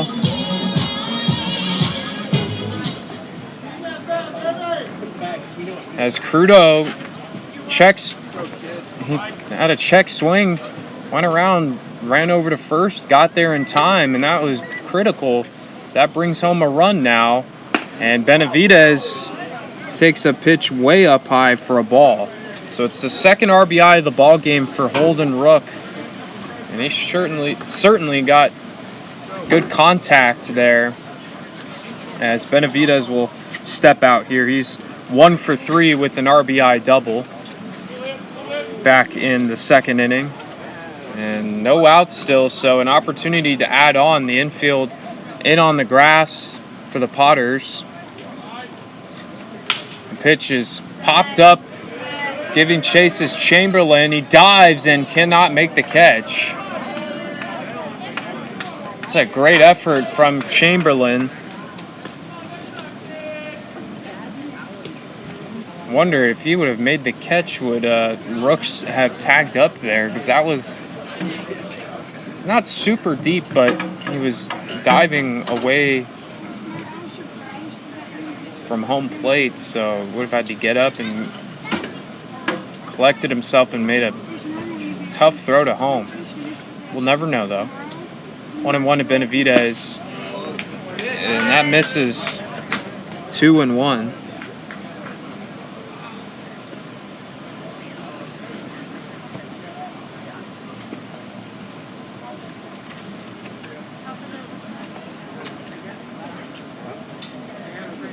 Here's the pitch.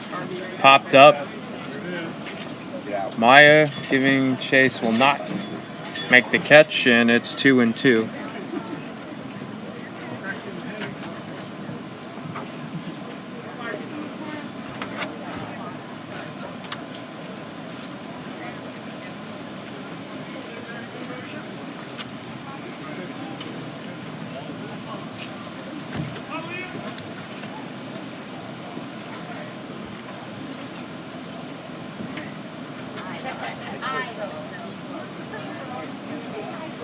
Pitch from Golden, hit on the ground, foul.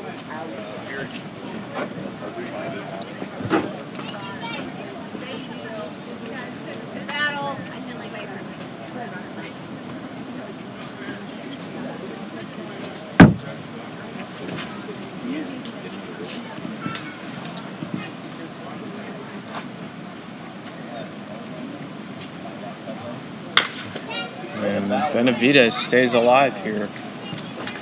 It's that time of year where the MLB trade deadline is fast approaching, and I find myself in between innings refreshing Twitter every 10 seconds to see if there's any sort of news. The Tampa Bay Rays have been kind of the big headline as far as sellers so far at the trade deadline. They traded away Randy Arozarena and Isaac Paredes today.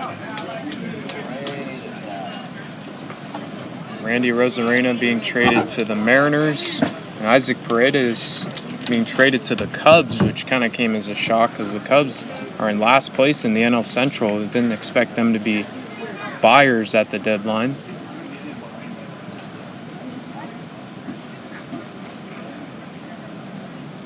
(3-2) to Benavidez, and that's low for ball 4.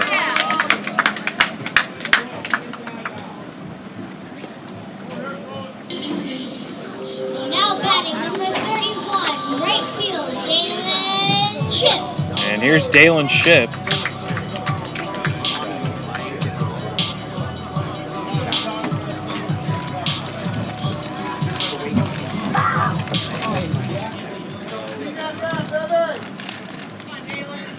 With runners on the corners and no outs, big opportunity here to bring in another run. And, oh wow, takes a ball. That certainly looked like a strike from here.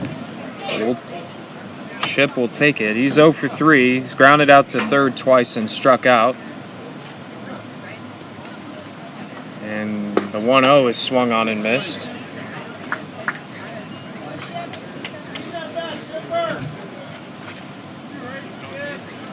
Holden Rook, the runner, at third. Benavidez at first. Mudcats have done a good job of bringing runners across when they get into scoring position. There's a swing and a miss there.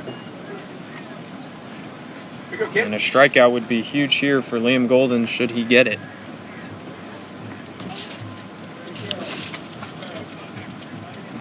Benavidez a small lead there at first. And time called by Shipp.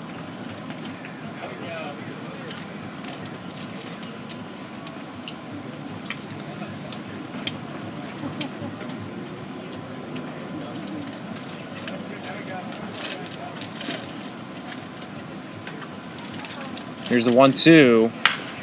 Pop foul out of play. That foul ball was brought to you by Cool Jack Bats. Standings in the Pacific Empire League, the Healdsburg Prune Packers firmly in first place. They have a 5-game lead over the Potters. They're 36-6, with the Potters at 35-15 on the summer. Another foul ball from Ship. The Humboldt Crabs in third place at 28 and 16. The Rogues in fourth at 26 and 20. And in fifth place, the Mudcats at 14 and 19, and the Kings in last at 5 and 19. The Prune Packers and Potters heading to the playoffs. And that was in on the hands and probably stung a little bit for Ship. I just felt his pain right there. I know that feeling. It is not a fun one. That and catching a ball on the palm of your hand in the mitt is top two most painful feelings in baseball. Getting one on the hands is the other. And that is on the ground. Throw on to second is in time, but a run is scored. And they get the out at second, but Rook comes home with the 9th run of the ball game. It's now 9-6. Now batting, number 7, designated hitter, Connor Ross.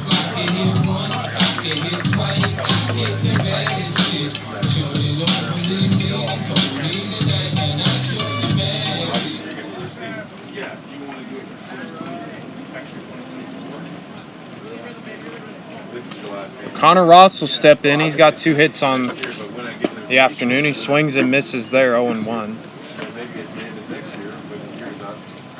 He's 2 for 3, reached on an error by the center fielder in the second. Hit a sharp ground ball down the third baseline, and then a single into right center field. So, Ship, a delayed steal. And the pitch to Ross is a strike, 0-2. 1 out in the inning.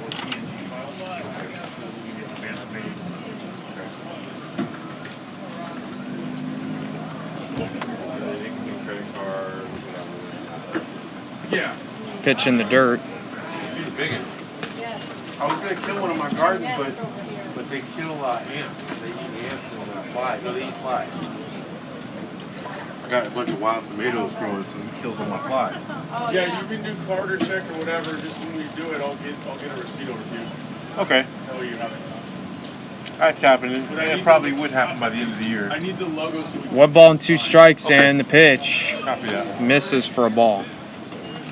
Thank you. I'll get it. Yeah, we'll talk. Do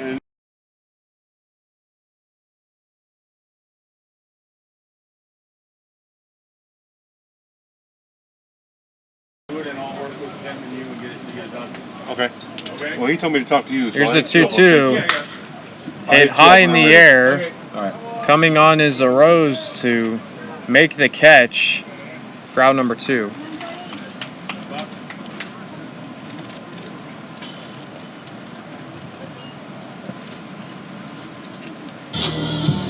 Now batting, number 25, catcher, Cody Buckley.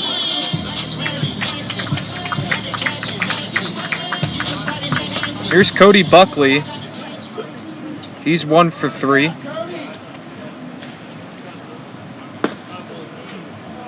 My goodness. Sorry, I just cannot believe that was a strike. Buckley certainly did not think so. And he swings and misses there, 0-2. Yeah, let's go.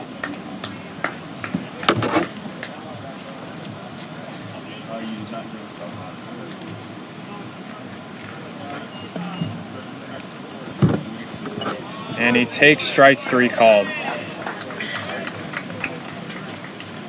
So that will end the 6th. The Mudcats pick up a couple runs. They extend their lead to 9-6.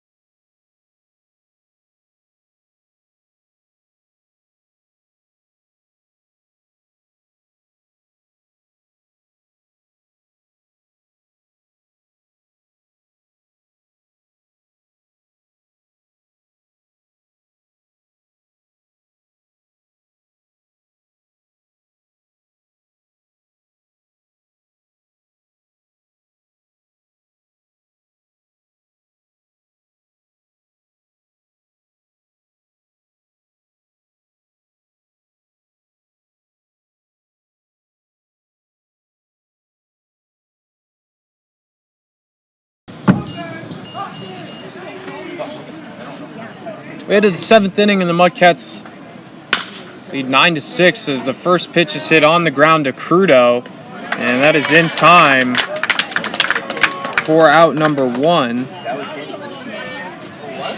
to retire the pinch hitter Logan Worm.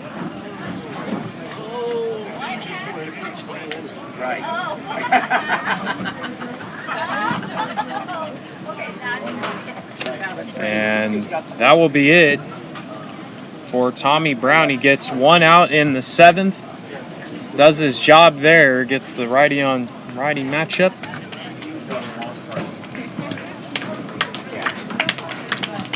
And a job well done. We'll take a quick break and we'll have the new pitcher for you right after.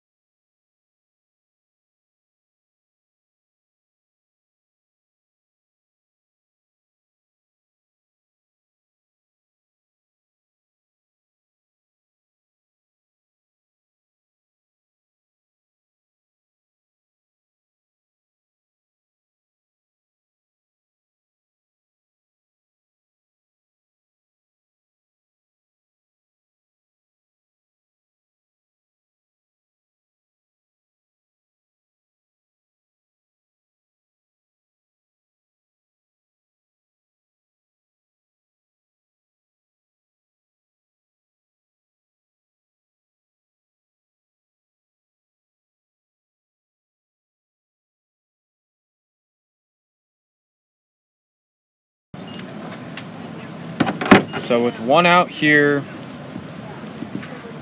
in the top of the 7th inning, the new pitcher for the Mudcats is Alex Mosshart. And he'll fire a pitch way inside for the pinch hitter Zach Chamizo, junior from UC Riverside. With 1 out in the inning. 2-0.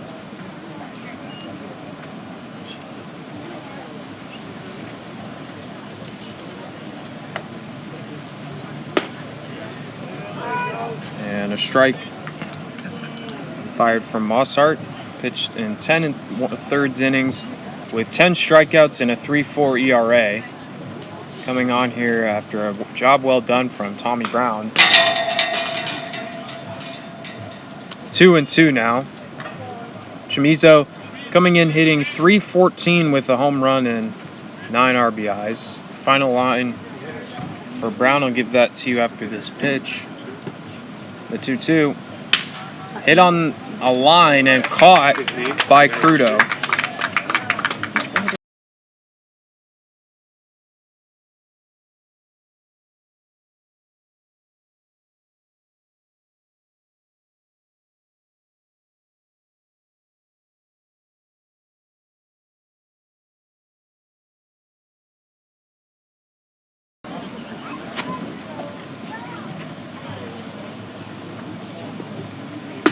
Here's Jack Jimenez, and he swings and misses there, so The final line for Tommy Brown, he goes 2 1/3, 2 hits, 2 earned runs, 1 walk, and 1 strikeout.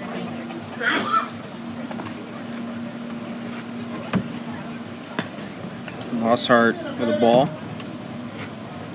Jimenez 0 for 1 with a pair of walks and an RBI fielder's choice.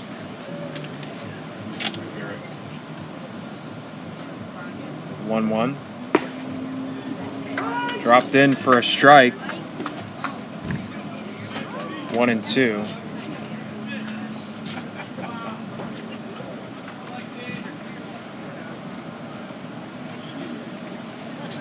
And the pitch.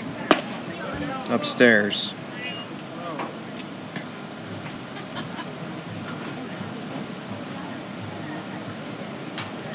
Stop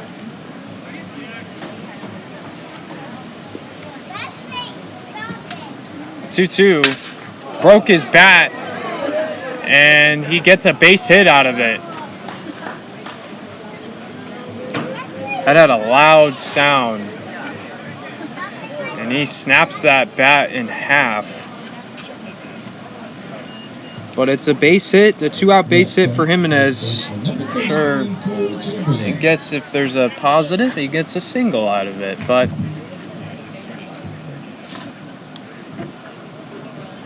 wood bats ain't cheap. And for college kids, I'm sure that makes it a little more difficult. Here's Cole Chamberlain. Hits that on the ground foul. He's delivered a couple big blows. He hit a 2-run home run in the first inning and a 2 RBI double back in the 5th. Responsible for 2 of the 6 hits for the Potters and 4 of the 6 runs driven in. Check swings. Said he was a strike anyways. Don't think he went around, but 0 and 2. And throw over to first.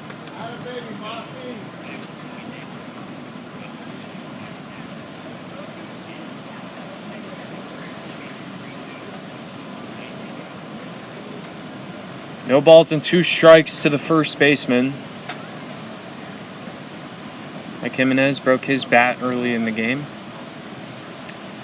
Runner on the move is called strike 3, and that will end the inning. Nice job by Alex Mosshart to get the final 2 outs. It's stretch time. The Mudcats lead 9-6.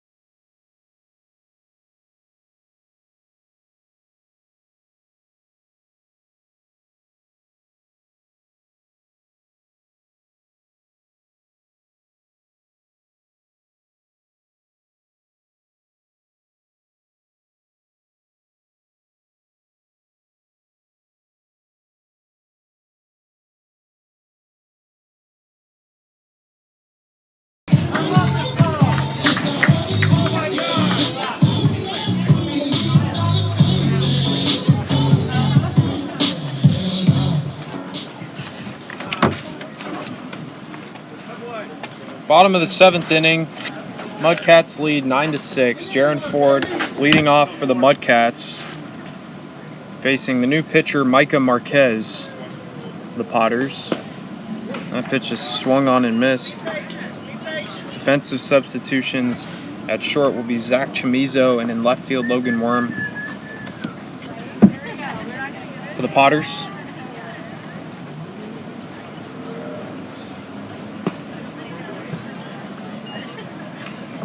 One and one to Ford, who's 2 for 3. He has a pair of base hits, a couple runs scored.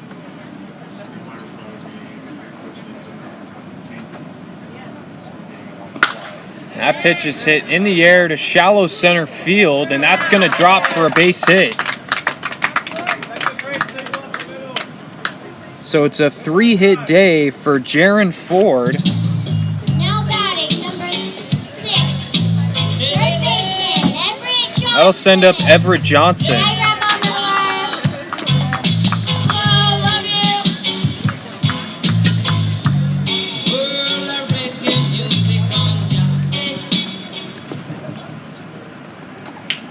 Johnson 0 for 1, a couple walks. 0-1.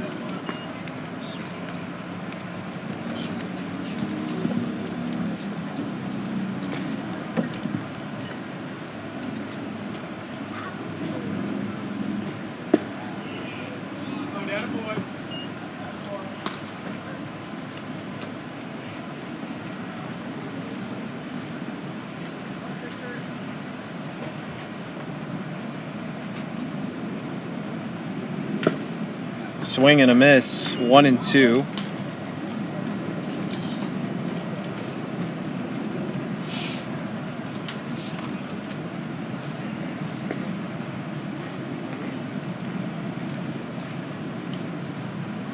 And the pitch, fouled, out of play.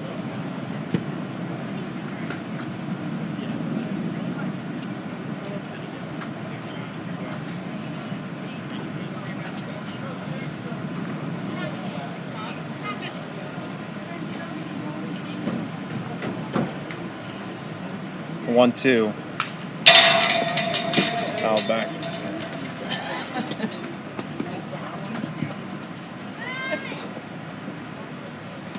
Thank God I was living that easy guy.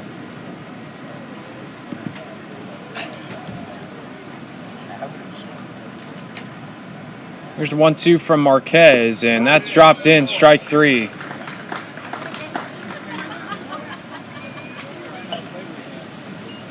A lot of strikeouts looking in this ball game. Now batting, number 11, second base, JJ Menacini. It's the 5th strikeout looking for the Mudcats in this ball game. Here's JJ Menacini. He takes a pitch upstairs for a ball. Sometimes it's not indicative of the hitters per se. I've seen a lot of the hitters on both sides unhappy with the home plate umpire in this ball game. He takes a pitch low. Menacini is 2 for 3 with 3 RBIs in the game.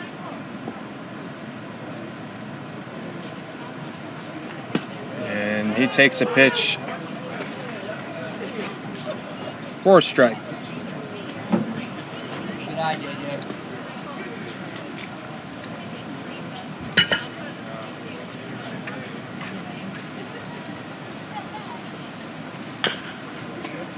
Hit on the ground, foul. 1 out in the inning. Ford, the runner at first. Mudcats 6 outs away from winning their final game of the season. Here's a 2-2, and that misses outside. Ball 3. Felt like that pitch was the similar location that was just called a strike a couple pitches ago.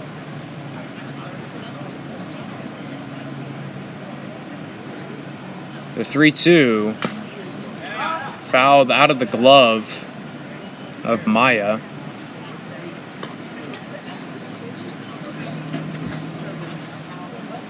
And the count will remain full.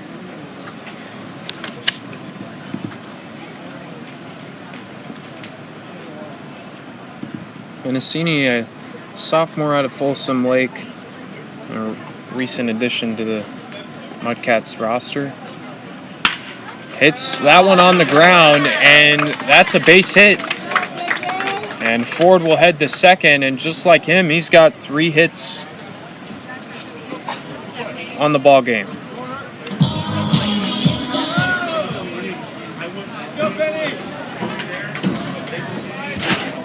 Now batting, number 14, shortstop, Tyler Crudo.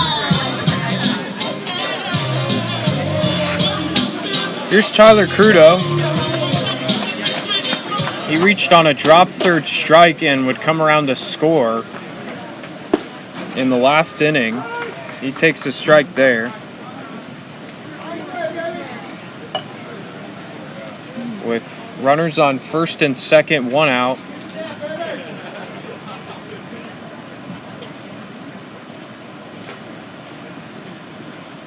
And the pitch missed outside.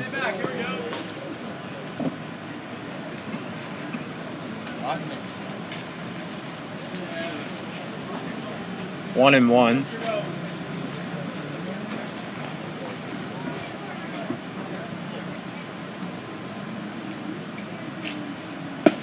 Swung on and missed.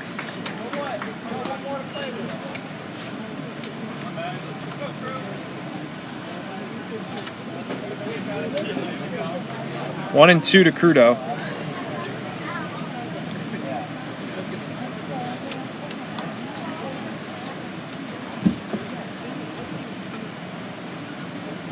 And that pitch hit him.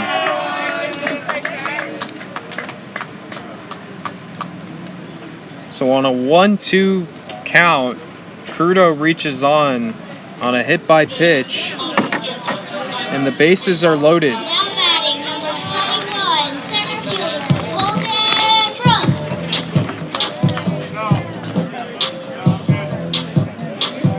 Holden Brook. Here's Holden Rook. He's 1 for 4, had an RBI triple in his last AB. Chance to bring in a couple more runs for the Mudcats. He hits that one high in the air, deep out to left center field, and it drops. It bounces to the wall. All 3 runners rounding third, and they will all score. A bases clearing double for Holden Rook, and the Mudcats extend their lead to 12-6.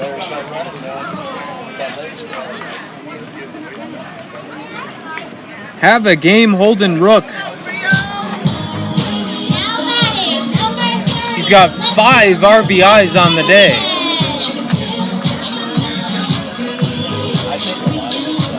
And he got a hold of that one.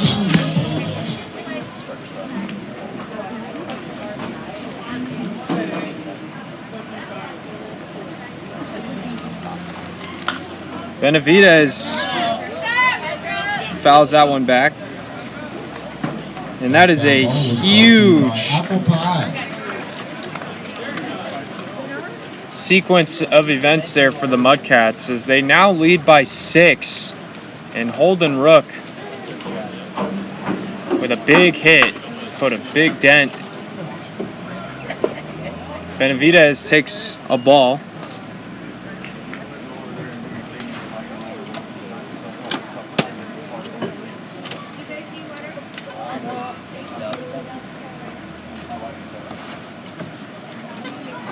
Crudo was just barely behind Mendocini as he was rounding third. Felt like maybe Crudo could have passed him up there. Wasn't an issue though. Everyone scored.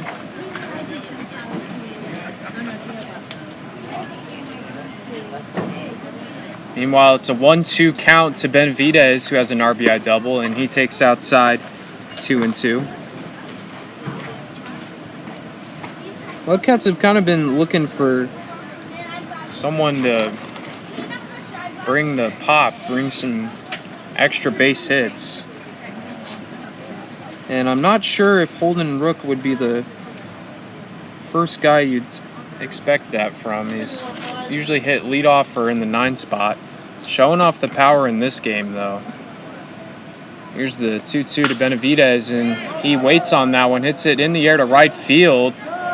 And Arose makes the catch, but first he couldn't find the ball. Kind of threw up his arms. But he makes the catch, and there's 2 away. Now batting, number 31, right fielder, Dylan Ship.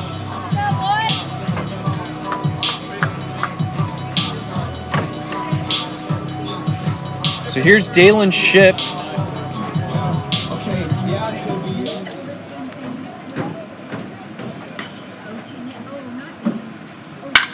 And that pitch is hit high in the air to left, but on a line and caught by the left fielder Worm to end the inning. But Holden Rook delivers a big blow. A bases clearing double sends us to the 8th inning, and the Mudcats lead 12-6.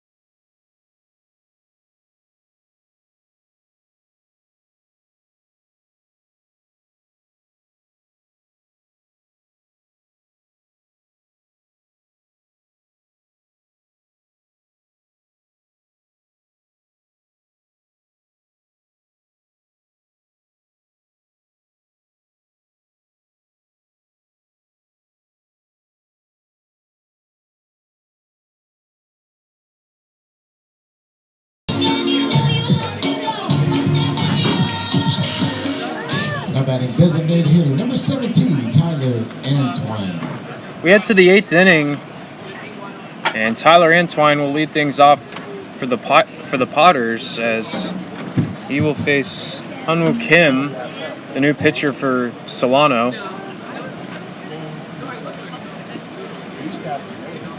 Holding a 6-run advantage here. First pitch is up high for a ball. Antwine 0 for 2 with a pair of strikeouts and a walk. Swing and a miss there. 1-1.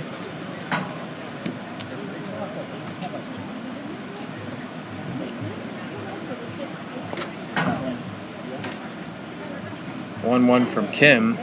Hit on the ground. Coming on is Crudo. Fires over to first in time for the first out of the inning.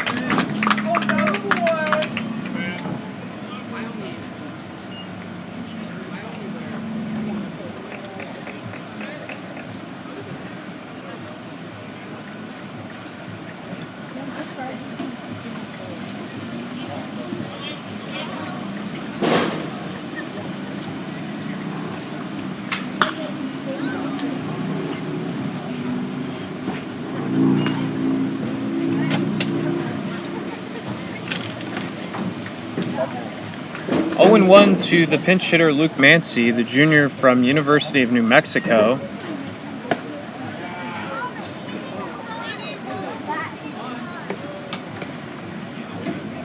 One and one. Mancy hitting .321 on the season with a home run and 15 RBIs. He's had a good summer for the Potters. Here's the 1-1. And that pitch on the inside corner for a strike. 1-2.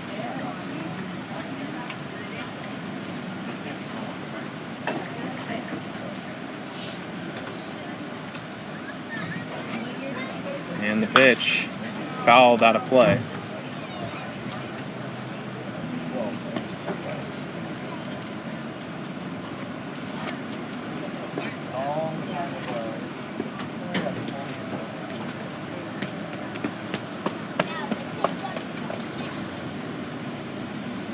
Here's a 1-2. Hit in the air, in left field, high in the air. And Brooke makes the catch for out number 2. So a quick 2 outs for Unwoo Kim. And here's Anson Arose.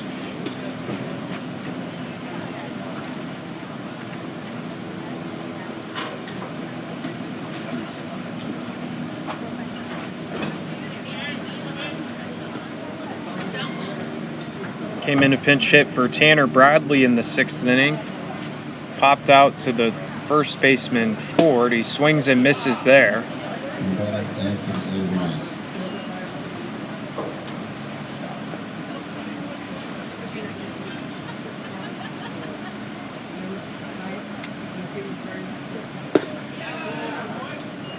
Quickly 0-2.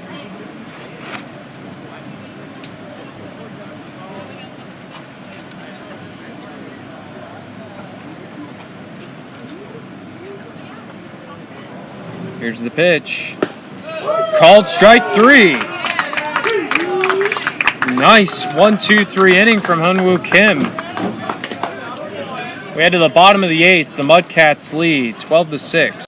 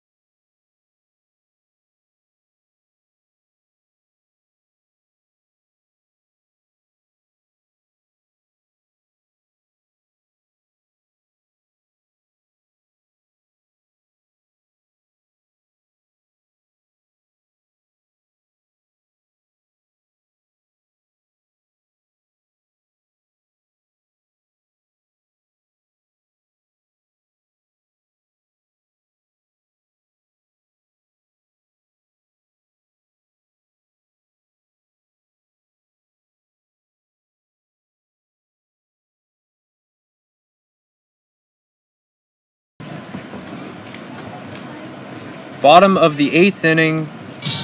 4-5-6 due up for the Mudcats. And it'll be Connor Ross. It'll lead things off for the Mudcats, facing Number 35, Woody Brennan, right-hander, 6'5" junior from Cuesta College.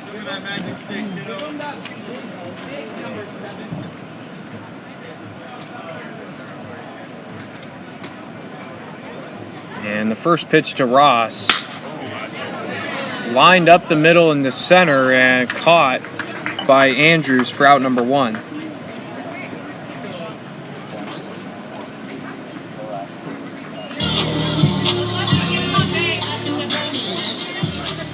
Now batting, number 25, catcher Cody Buckley. Here's Cody Buckley. Buckley's 1 for 4. He had a single back in the second inning. Reached on a fielder's choice and has a pair of strikeouts. 1-0.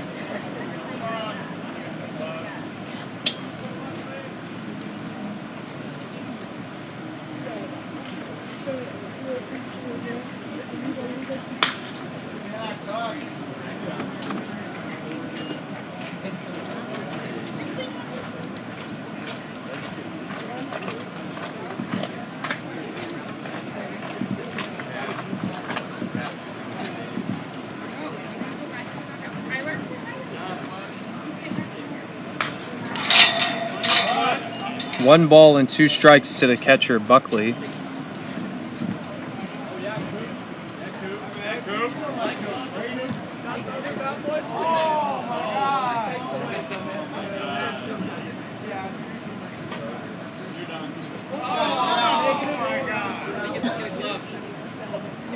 Here's the 1-2. Hit in the air down the right field line. Araz with the long chase, and he cannot reel it in.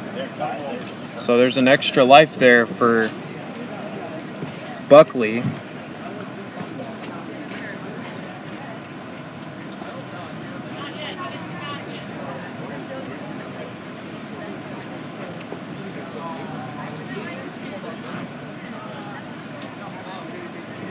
Put your hands together for our bat boy, Cooper Miller.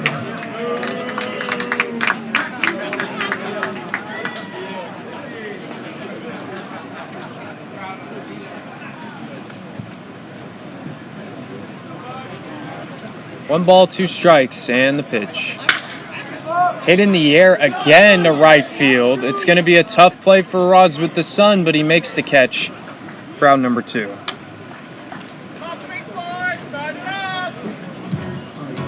batting, number 34, first base, Jaron Ford. Here's Jaron Ford.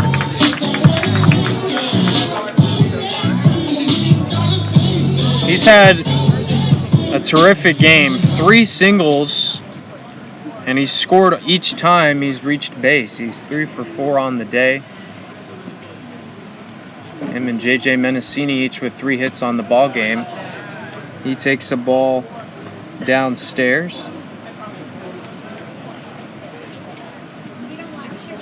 Those two and Holden Rook, big contributors for the Mudcats. Rook with 5 RBIs on the day as Ford pops one up out of play. That foul ball was brought to you by Click the Music, Mobile DJ.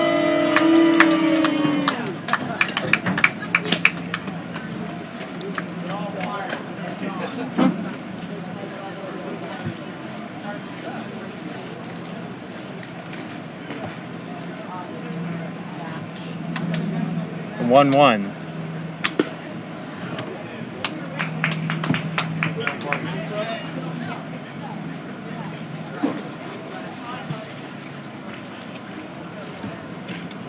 Two and 1 to Ford.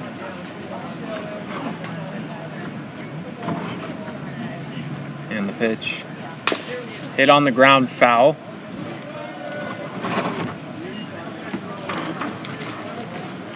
Mudcats trying to end the season on a high note with a W. Trying to win their 15th game of the summer. And the Potters will have their eyes set on the postseason. It's deciding between postseason playoffs and mixed them both. Fouled again.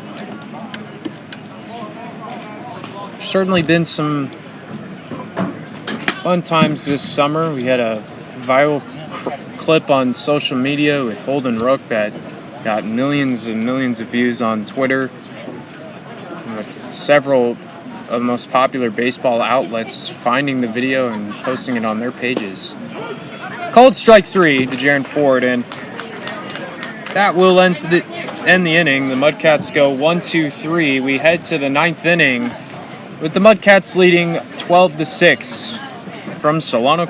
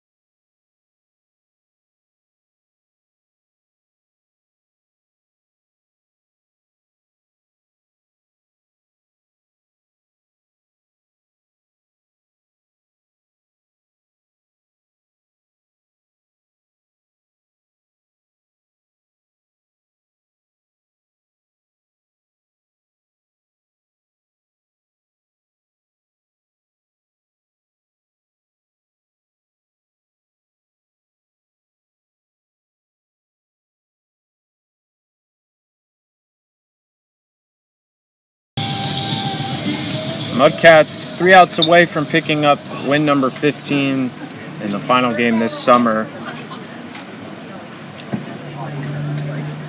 Ricky Salas will come on in the 9th for the Mudcats.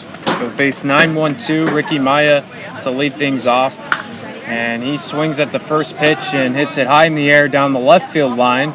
Coming on is the left fielder Benavidez, and he cannot make the catch.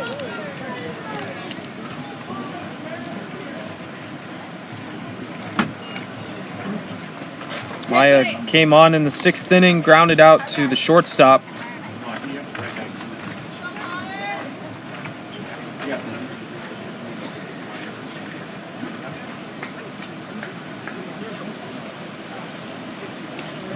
Oh and 1. And the pitch from Salas swung on and missed.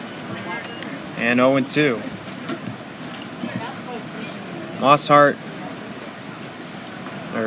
Salas, sophomore from Sonoma State. Here's the 0-2. And that misses just outside for a ball. 1-2. The Mudcats have used 6 pitchers in the ball game, trying to get everyone final reps of the summer. He gets a called strike 3 right there for the first out.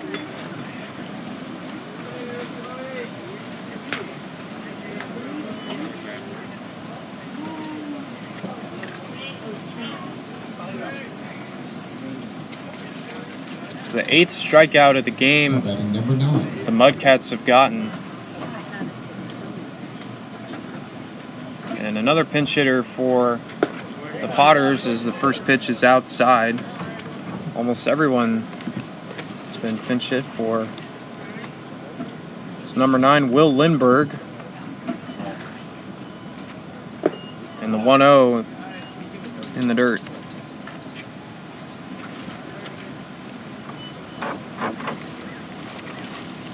Lindbergh pinch hitting for Drew Andrews.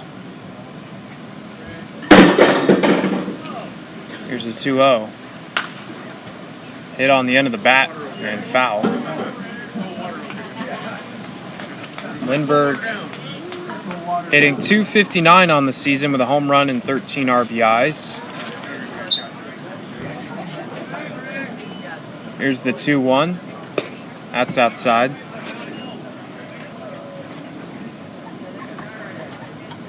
Three and 1.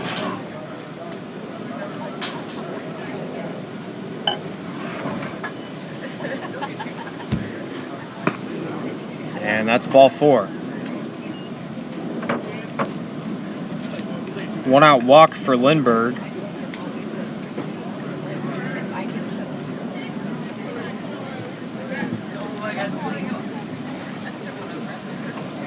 Send up Logan Worm here. Or another pinch hitter, number 25, Jason Hansen from UC Davis. And the first pitch to him is outside.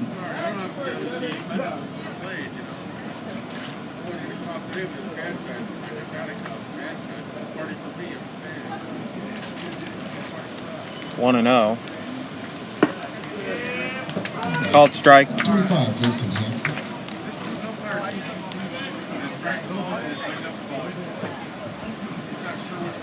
1-1, 1 out. And the pitch dropped in for a strike. 1-2.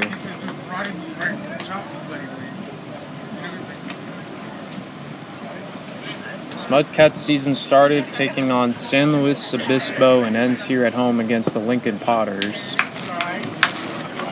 2-2.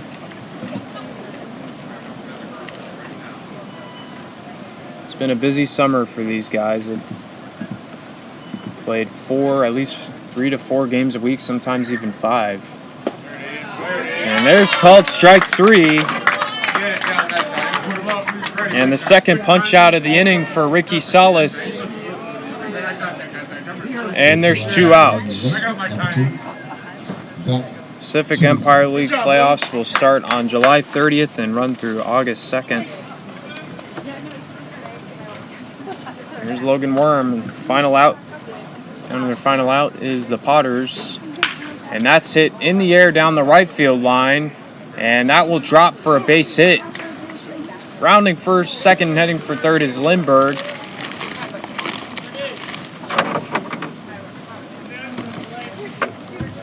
And it's a 2-out single. That was actually Zach Chamizo who delivered the hit. And here's Trey Furry, pinch hitter for Jackson Menez. That pitch is a strike.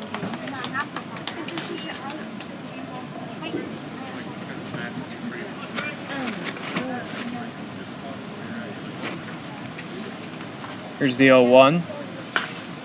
Fouled out of play. Runners on the corners here, 2 outs. Potters down to their final strike. Ricky Salas trying to end things right here. And the pitch. In the dirt. Chamizo takes second on the pitch. And it's 1-2. About to approach the 3-hour mark here in this ball game. 1 ball, 2 strikes, 2 outs. Salas the pitch. Hit in the air. Coming on is Rook, and he cannot make the catch. A run will score.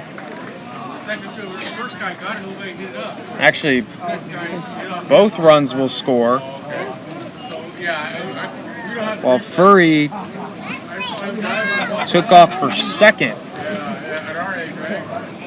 This game is not over quite yet. Pair of runs makes it a 12-8 ball game. Those insurance runs the Mudcats picked up certainly more crucial now.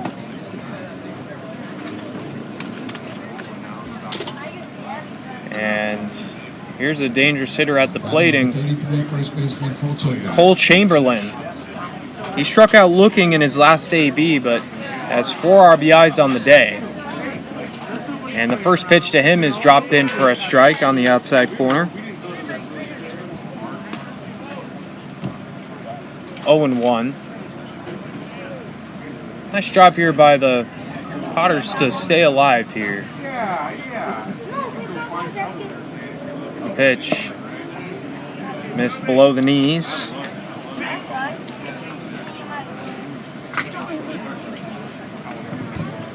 1-1.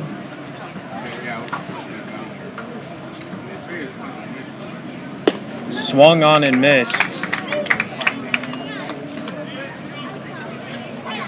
And again, the Potters down to their final strike. To the left-handed hitter in Chamberlain, Salas. A look over to second. And the pitch. In the dirt. 2-2.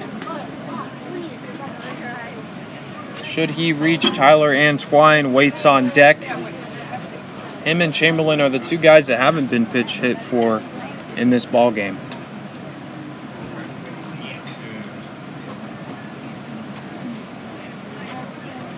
Here's a 2-2. Hit high in the air.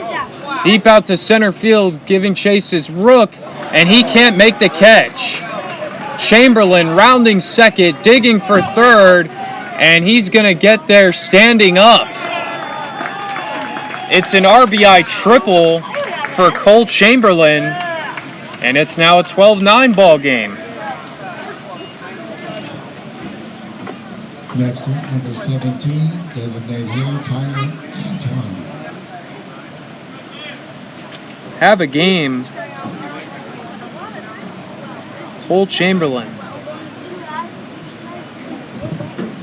Man, he's a single away from the cycle and got it all the tougher ones. Antwine fouls that one back.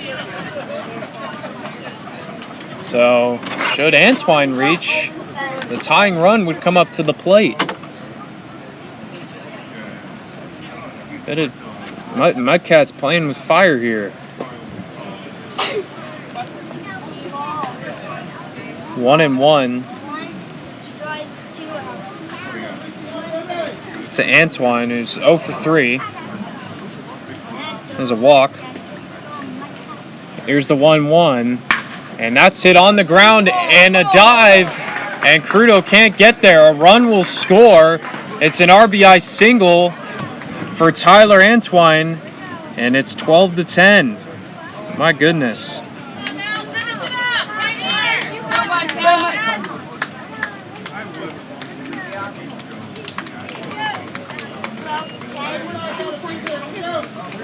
The tying run is at the plate now for Luke Mancy. And the pitch hit on the ground, and Ford will make the play for out number 3. That will end the ball game. A little bit of a scary situation there for Ricky Salas.